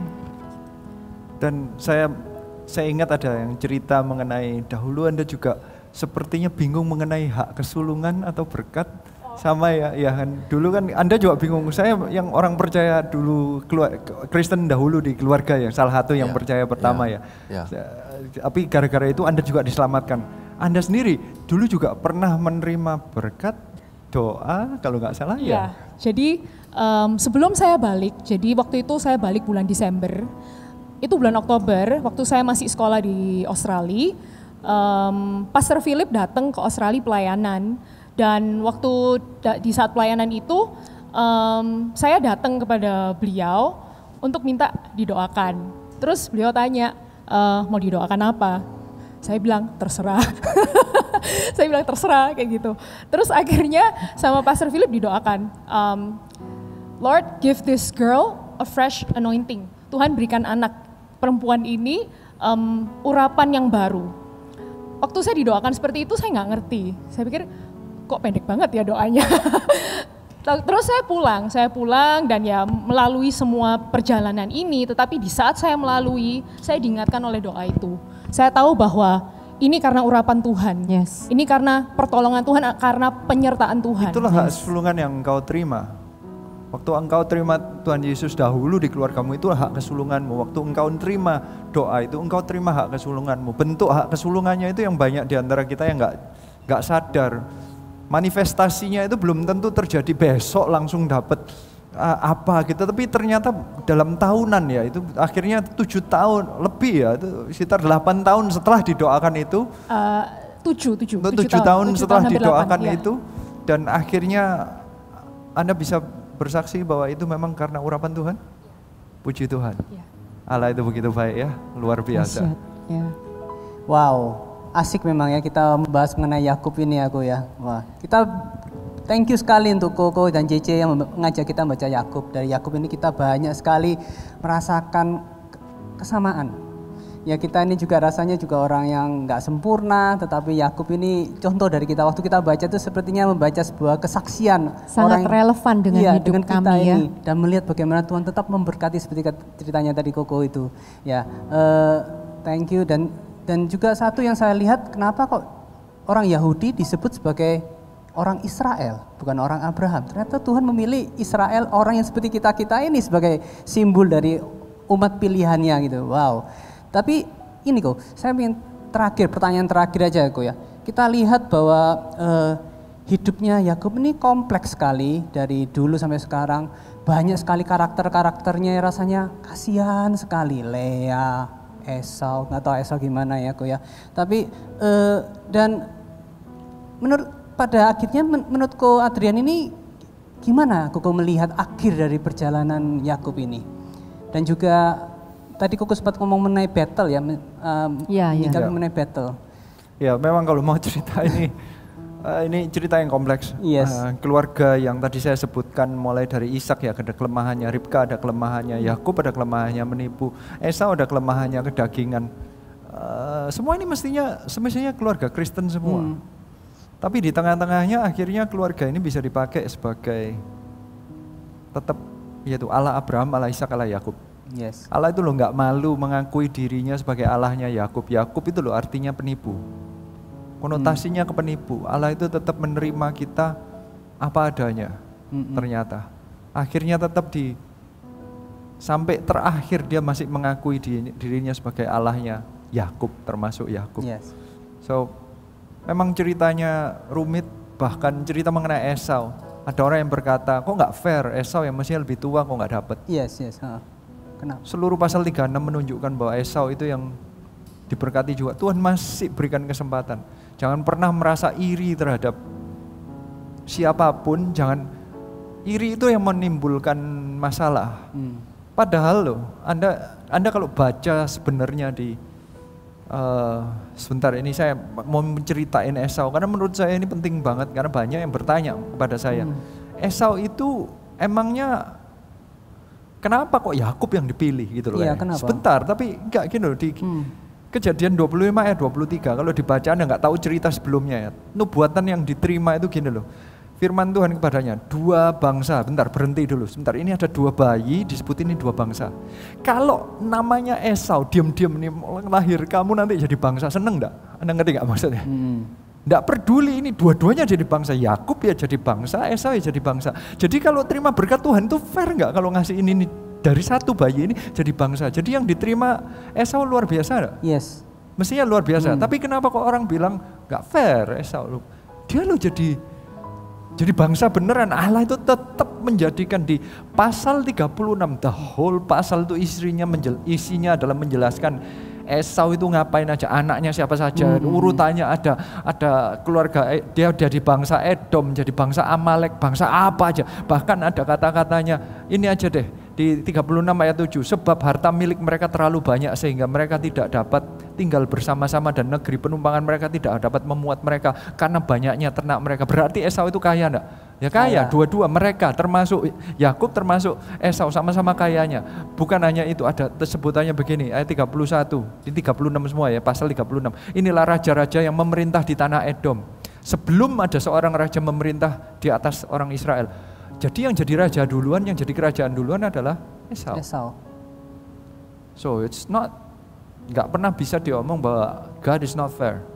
Waktu mempelajari Yakub, saya berkata, saya mengambil kesimpulan Allah itu baik.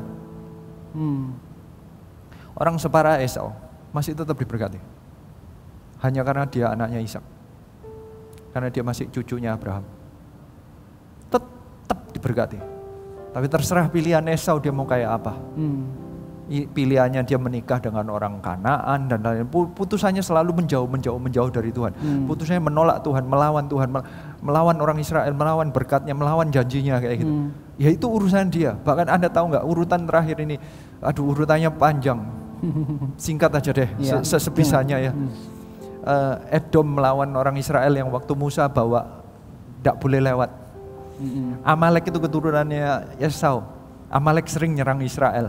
Amalek itu berperang di zamannya Saul perang. Zamannya Daud masih perang. Dan ternyata di zamannya Esther itu Haman itu keturunannya Agag. Orang Amalek juga mau menghancurkan Israel. Bukan hanya itu, Herodes itu ternyata Idumean itu Edom. Herodes raja. Itu yang ketemu waktu Tuhan Yesus lahir dan membunuh anak di Bethlehem 2 tahun ke bawah. Itu adalah Herodes anaknya Esau. Dari keturunannya Esau. Keturunannya Esau dari dulu mau membunuh keturunannya Yakub. Dan itu pilihan menurut saya. Kenapa? Herodes itu raja. Anda mesti ngelihat ya. Berarti Tuhan itu tetap janjinya bahwa di antara keturunan Esau akan jadi raja. Sampai Herodes masih raja. Iya ya. Tuhan itu fair, Tuhan itu baik. Selemah-lemahnya keluarga ini, tergantung kita mau mendekat atau tidak. Yakub, progresinya dia makin dekat kepada Tuhan. Dia makin lama makin mendekat. Bukan kayak Esau menjauh. Dia mendekat kayak battle-nya. Sejak ketemu di battle, ada progresinya. Dari battle, suatu saat dia menyebutnya bukan lagi battle. Karena battle artinya adalah ini rumah Tuhan. Sepertinya dia nempelkan berkat itu di tempat. Ada orang-orang itu nempel berkat itu di satu area saja. Tetapi ada saatnya dia setelah sudah lebih tua, di umur 137 dia sudah mulai, di umur 120 dia sudah mulai berkata, tempat yang sama dia sebutnya El Bethel. El Bethel inilah Allah, di mana ini adalah rumah Allah. Dia sudah mulai mendetach, dulu dia anggap tempat itulah rumah Allah. Tempatnya, Allahnya hanya ada di sana karena itu yang ada tangga Yakub itu. Tapi setelah itu dia ngomong bahwa ternyata dia diberkati, dia di Laban, Padan Aram. Dia balik lagi tetap diberkati. Berarti Tuhan itu bukan hanya nempel di Bethel. Makanya dia ngomong ini Allah yang sama yang di El Bethel. Dia sebutnya El Bethel, Allah yang jadi Allahnya rumah Allah gitu kayaknya. Tapi bukan hanya itu, sampai dia di Mesir. Dia nyebut yang dahulu dia sebut Bethel, El Bethel. Dia nyebutnya tetap balik ke Luz. Luz itu nama aslinya tempat itu. Oh. Akhirnya dia mengakui, dia ngomongnya begini, ini Allah yang menemuin aku di Luz. Allahnya tetap Allah bagi dia, tapi dia nggak tempelin di tempat. Berkat Tuhan itu ngikut dalam hati kita. Bukan cuman kalau ada ibadah, apalagi waktu pandemi ini. Anda pikir kalau Anda ibadah di rumah, online gitu, hari Minggu, Anda nggak terima berkatnya. Allah bukan Allah yang nempelnya hanya di tempat ibadah saja, tapi dimanapun Anda berada selama Anda memiliki Tuhan. Seharusnya kayak begitu. Battle itu begitu penting. Ini progresinya. Lu battle tetap penting. Battle itu adalah kisah mula-mulanya dia. Battle bagi Petrus adalah di Danau Galilea di kapal perahu itu. Battle kasih mula-mulanya Paulus adalah waktu ketemu Tuhan di Damsyik, jalan perjalanan ke Damsyik. Kasih mula-mulanya Musa adalah the burning bush di Gunung Sinai. Setiap orang seharusnya punya kasih mula-mula, tapi jangan mendewakan hanya kejadian itu, karena Allah adalah Allah yang ikut di dalam hatimu. Tergantung Anda make it personal apa enggak. Dalam kondisi apapun, dimanapun Anda berada, Allah akan tetap menjadi Allahmu. Dari sanalah saya rindu, kita akan mendoakan semua orang yang ada di tempat ini. Saya rindunya, mari kita nyanyikan satu lagu dulu. Kita akan merenungkan Allah yang baik ini, Allah yang hidup bagi Yakub, juga Allah yang hidup bagi kita semua. Amin. Ku rindu setiap waktu hidup di kebenaran-Mu, bukan dengan kuatku, namun karena Roh-Mu. Yesus, Kau yang ku pegang teguh. Engkaulah Tuhan, Engkaulah Tuhan, Engkaulah Raja, berdaulat atas hidupku, ku berserah penuh. Saya rindu mendoakan seperti fase kehidupan Yakub. Mungkin di antara Anda masih nggak percaya bahwa Allah menyertaimu. Mungkin Anda merasa bahwa Anda sendirian. Hari ini saya mau berdoa kepada Anda. Anda merasa Anda mengalami masalah, sepertinya yang mengasihi engkau sudah meninggalkan engkau. Apalagi ada pandemi, ekonomi lagi menekan. Yang merasa engkau sendirian, bila engkau menerima penyertaan Tuhan, letakkan tanganmu di dada. Hamba berdoa, Tuhan, jumpai mereka yang merasa sendirian ini. Jumpai mereka, biarkan mereka merasa bahwa Tuhan yang datang mendapatkan mereka. Tuhan memberikan penglihatan seperti Yakub mendapatkan penglihatan di Bethel, di mana Tuhan datang dan sepertinya membuka pintu. Melalui Tuhan Yesus Kristuslah ada jalan menuju surga, ada jalan menuju Allah Bapa di surga. Segala janji-janji Allah dan berkat Tuhan tersedia di dalam Tuhan Yesus Kristus. Saat ini juga hamba berdoa, terimalah penyertaan Tuhan Yesus Kristus, Allah yang mati di atas kayu salib untuk mengampuni dosa-dosamu. Terimalah ini. Bagi yang merasa sendirian, merasa gak layak, merasa berdosa, terimalah penyertaan Tuhan. Terimalah saat ini juga di dalam nama Tuhan Yesus Kristus. Kami juga berdoa bagi orang-orang yang mengalami masalah, mungkin seperti Elliot dan Debbie yang mengalami masalah. Allah berjanji, Allah akan menyertai engkau. Ataupun seperti Jessica yang baru memulai bisnis, apalagi di masa sulit kayak begini, mungkin dengan kondisi yang menekan. Allah berjanji, Allah akan menyertai engkau.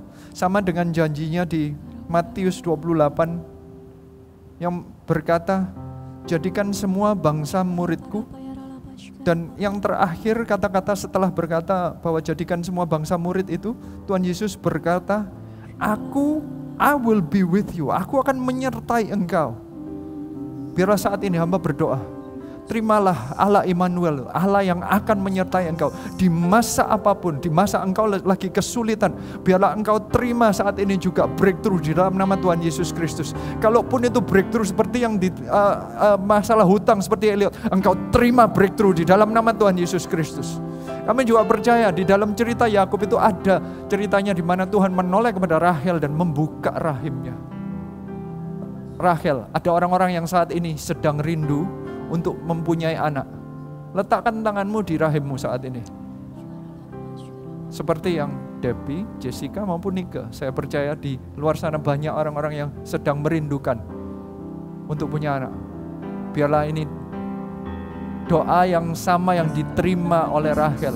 Janji yang sama yang diterima oleh Rahel. Penyertaan yang sama yang diterima oleh Rahel. Allah yang sama yang bisa membukakan rahim ini. Membukakan rahim-rahimmu dalam nama Tuhan Yesus Kristus. Receive right now. Terimalah saat ini berkat dari Tuhan. Engkau akan menerima anak. Karena Allah akan menyertai engkau. Bukan hanya itu. Engkau punya masalah apapun, Allah akan tetap menyertai engkau. Dan biarlah saya rindunya setiap orang juga nanti akan tumbuh. Bukan hanya itu, engkau bisa melihat ke belakang. Mungkin ini Anda yang orang yang sudah lama melayani Tuhan. Engkau bisa mulai bersaksi. Engkau melihat ke belakang, engkau lihat apapun yang baik. Dan engkau bisa mulai bersaksi kepada banyak orang. Engkau berkata, Allah telah menjawab doa-doaku. Allah telah menyertai aku. Apapun yang terjadi ini. Dari dahulu aku ini cuma punya bawa tongkat. Sekarang aku sudah bawa 2 pasukan. Engkau lihat apapun yang baik dalam kehidupanmu, biarlah engkau mulai bersaksi bahwa Allah lah sumbernya. Biarlah engkau mulai mendeklarasikan bahwa segala yang engkau terima itu dari Tuhan. Kalau memang itu saatnya, ini saatnya engkau berpuluhan, memberikan perpuluhan, itu deklarasinya, itu kesaksian Anda. Apapun yang aku terima ini dari Tuhan. Jangan Anda noleh kiri kanan iri, kenapa Esau sekian, ini sekian. Yakub gak pernah iri, Yakub mestinya lebih besar. Esau mestinya lebih besar saat itu, tapi Yakub selalu mengucap syukur. Saya rindu engkau juga menerima apa yang Yakub terima. Selalu mengucap syukur, deklarasikan, bersaksilah kepada orang lain. Allah baik padaku, Allah menjawab doaku, Allah menyertai aku. Melalui apapun Allah menyertai aku.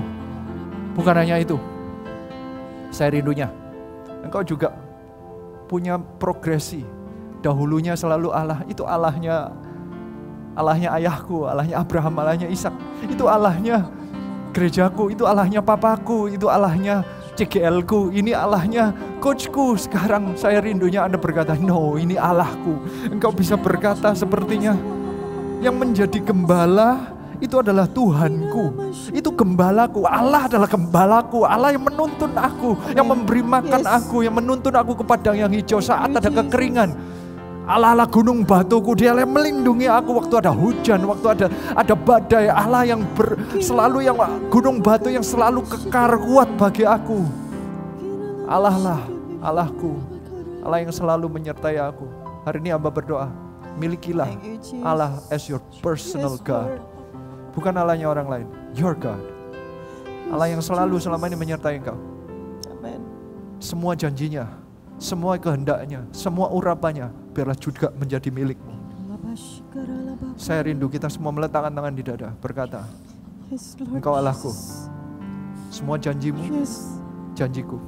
Semua janjinya Abraham, Ishak, Yakub, itu juga milikku. Semua firman Tuhan itu milikku. Bukan untuk negor orang lain, bukan untuk memberkati orang lain, itu untuk negor dan memberkati aku. Jadi kalau ada visi Allah yang berkata jadikan semua bangsa muridku, itu juga visiku. Jadi visi 1000 gereja 1 juta murid itu juga visiku. Jadi berkatnya dan urapannya juga urapan dan berkatku. Amen. Saya mau kita sama-sama bertumbuh sama seperti Yakub.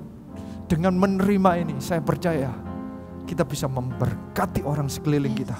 Kita bisa berkata, now God will be with you. Kita bisa memberkati orang lain. Ini saatnya untuk kau bergerak.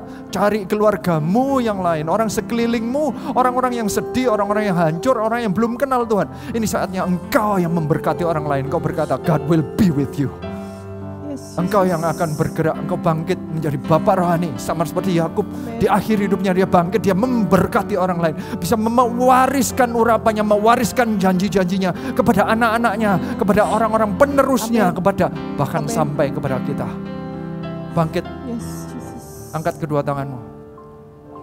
Saat ini, terimalah berkat daripada Allah, Bapa, Allah, Putra, Roh Kudus. Bukan hanya untuk engkau nikmati sendiri, tapi saat engkau mengadopsinya, pakai tangan-tangan yang terangkat ini untuk memberkati orang lain dan berkata kepada orang-orang yang membutuhkan, God will be with you. Jesus loves you. God wants to save you. Pakai mereka semua yang terangkat tangannya, Tuhan. Pakai mereka menjadi bapak-bapak rohani. Bangkitkan mereka untuk memberkati, menyalurkan firman Tuhan, menyalurkan berkat Tuhan, menyalurkan urapan Tuhan, menyalurkan janji-janji Tuhan melalui kehidupan mereka, melalui tangan mereka, melalui mulut mereka, melalui bisnis mereka, melalui apapun yang mereka lakukan. Mereka menjadi saksi bagi Tuhan Yesus Kristus. Terimalah berkat ini hanya di dalam nama Tuhan Yesus Kristus. Semua yang percaya katakan amin. Ini saatnya kita berikan salam kepada semuanya yang di luar sana. We love you. 5,000. God bless you. God bless you.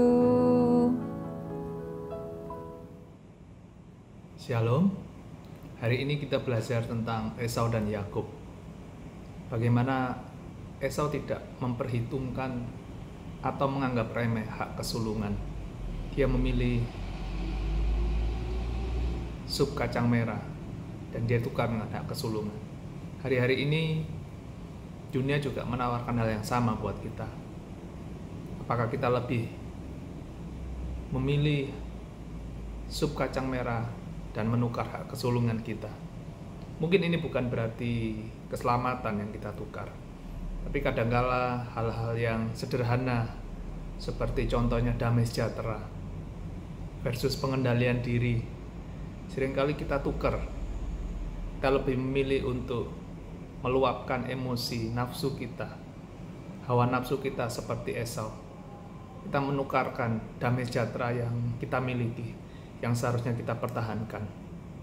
Mari kita sama-sama merenungkan peristiwa Esau dan Yakub ini, supaya kita juga boleh belajar dan lebih berhati-hati dalam mengambil keputusan. God bless you. Shalom, perkenalkan kami dari JEC 168. Hari ini kami mau bersaksi apa yang kami pelajari dari The Living Bible. Kami belajar bahwa setiap karakter-karakter yang dipilih Tuhan itu nggak sempurna, latar belakangnya, sifatnya, karakternya, apapun itu, tapi tetap Tuhan Yesus itu yang sempurna dan kasihnya selalu sempurna. Juga kami belajar banyak tentang kebenaran-kebenaran firman Tuhan. Kami semakin hari semakin excited untuk mengenal Tuhan lebih lagi. Kami juga rindu untuk terus mengabdi-abdikan diri dan menjalankan visi Tuhan lewat gereja kami. Kami juga mau terus untuk ikut setiap kegerakan gereja, karena kami percaya kami mau melayani ini dengan urapan Tuhan, bukan dengan kekuatan kami sendiri. Terima kasih, Tuhan Yesus memberkati. We love you 5,000. Shalom, saya Antoni dari CGC 191. Di sini saya akan membawakan firman Tuhan dari rema yang saya dapat di Kejadian pasal 37. Ada dua hal yang mau saya garis bawahi di sini. Yang pertama adalah dikatakan bahwa Yakub itu mencintai Yusuf lebih daripada anak-anaknya yang lain. Menurut saya ini adalah suatu hal yang wajar, lumrah, karena kenapa? Yusuf ini perilakunya sangat manis. Dikatakan di pasal 37 ini, Yusuf itu disuruh untuk mencari saudara-saudaranya oleh Yakub untuk mengecek keadaannya baik atau tidak ke Sikem, tapi ternyata sampai di sana Yusuf tidak menemukan saudara-saudaranya itu. Tapi Yusuf tidak pulang ke rumah. Dia berusaha gimana caranya bisa menuntaskan tugas dari Yakub itu sampai harus berjalan jauh lagi sampai ke Dotan. Ini menunjukkan betapa Yusuf itu punya sikap hati yang tanggung jawab. Makanya nggak heran kalau Yakub ini begitu mencintai Yusuf. Seharusnya wajar ya kalau Yakub itu mencintai Yusuf karena perilakunya juga demikian baik. Tetapi seharusnya sebagai seorang ayah, Yakub juga harus bijak. Gimana caranya? Yakub tidak boleh memperlihatkan rasa cintanya kepada Yusuf itu yang melebihi saudara-saudaranya yang lain, sehingga tidak menimbulkan kecemburuan sosial di antara Yusuf dengan saudara-saudaranya. Karena di ayatnya yang keempat dikatakan, Maka bencilah saudara-saudaranya kepada Yusuf setelah mengetahui kalau ayahnya itu mencintai Yusuf lebih daripada yang lain. Menurut saya, seharusnya Yakub bisa membuat Yusuf ini sebagai teladan. Gimana caranya membuat saudara-saudaranya yang lain itu bisa belajar dari Yusuf. Apa yang dikatakan oleh Yakub itu seharusnya dengan bijaksana bisa membuat saudara-saudara yang lain ini meniru Yusuf.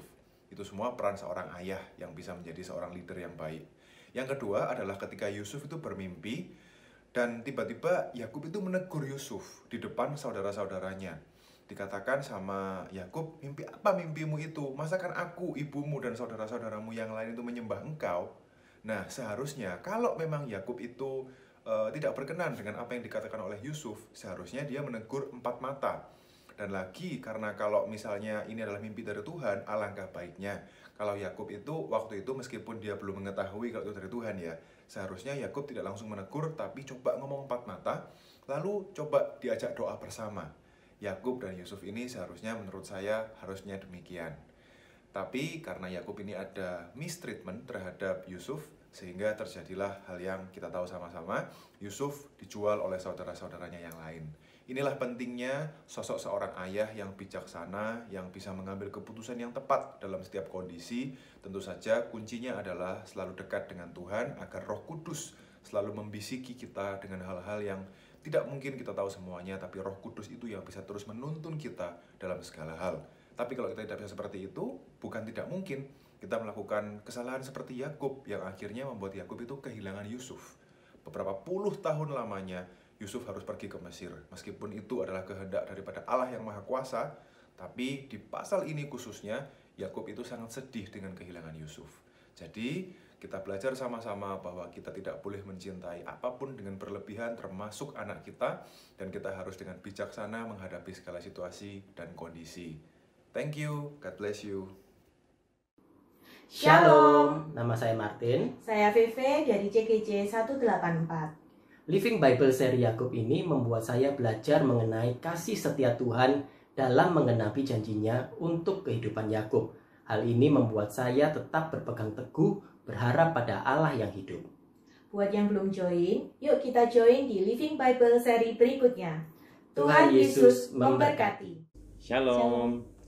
Hari ini kami mau sharing tentang kerenungan kami dari Kejadian 27.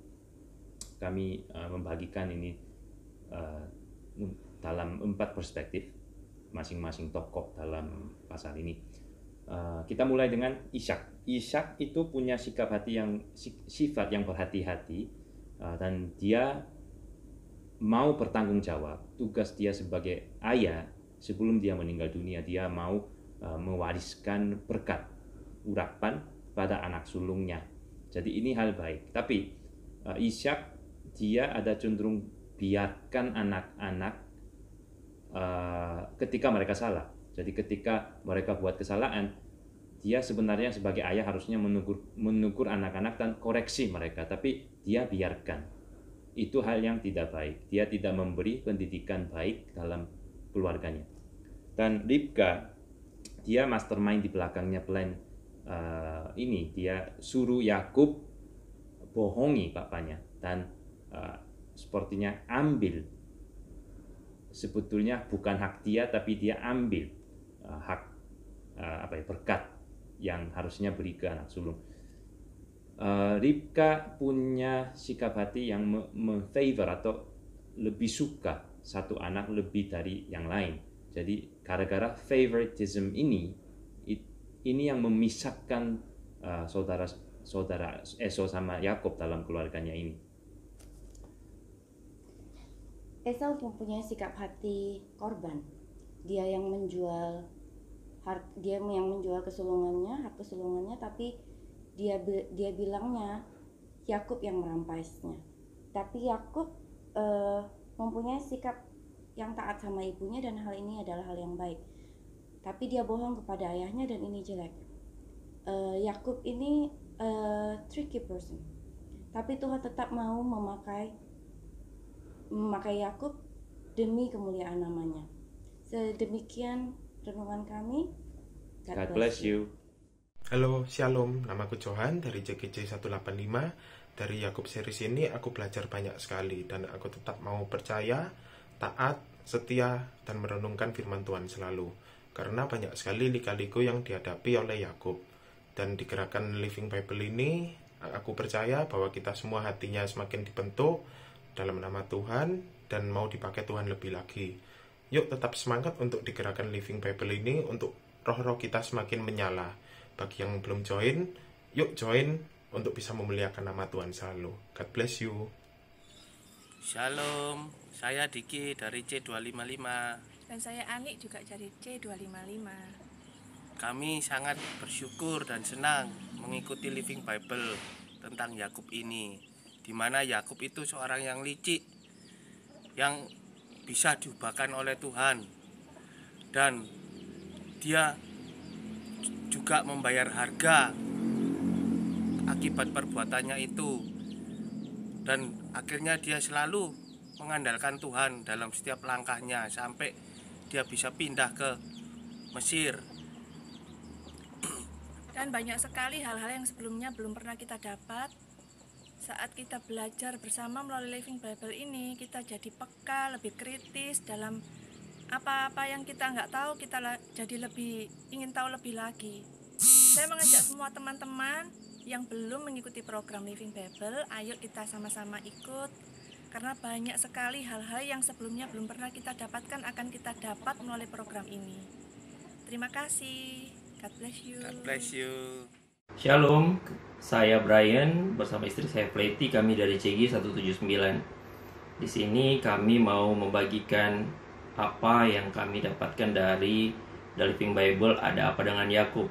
Yang pertama, kami diingatkan untuk tidak pernah lari dari masalah seperti yang dilakukan Yakub, lari dari Esau, kemudian bagaimana Yakub lari daripada Laban. Yang kedua, jangan pernah memanfaatkan orang demi kepentingan pribadi. Hal ini dilihat dari perilaku Yakub memanfaatkan Laban untuk kepentingannya, dia menjadi kaya sehingga dia menjadi lebih kaya dari Laban. Begitu juga Laban yang memanfaatkan kedua putrinya untuk memperdaya Yakub.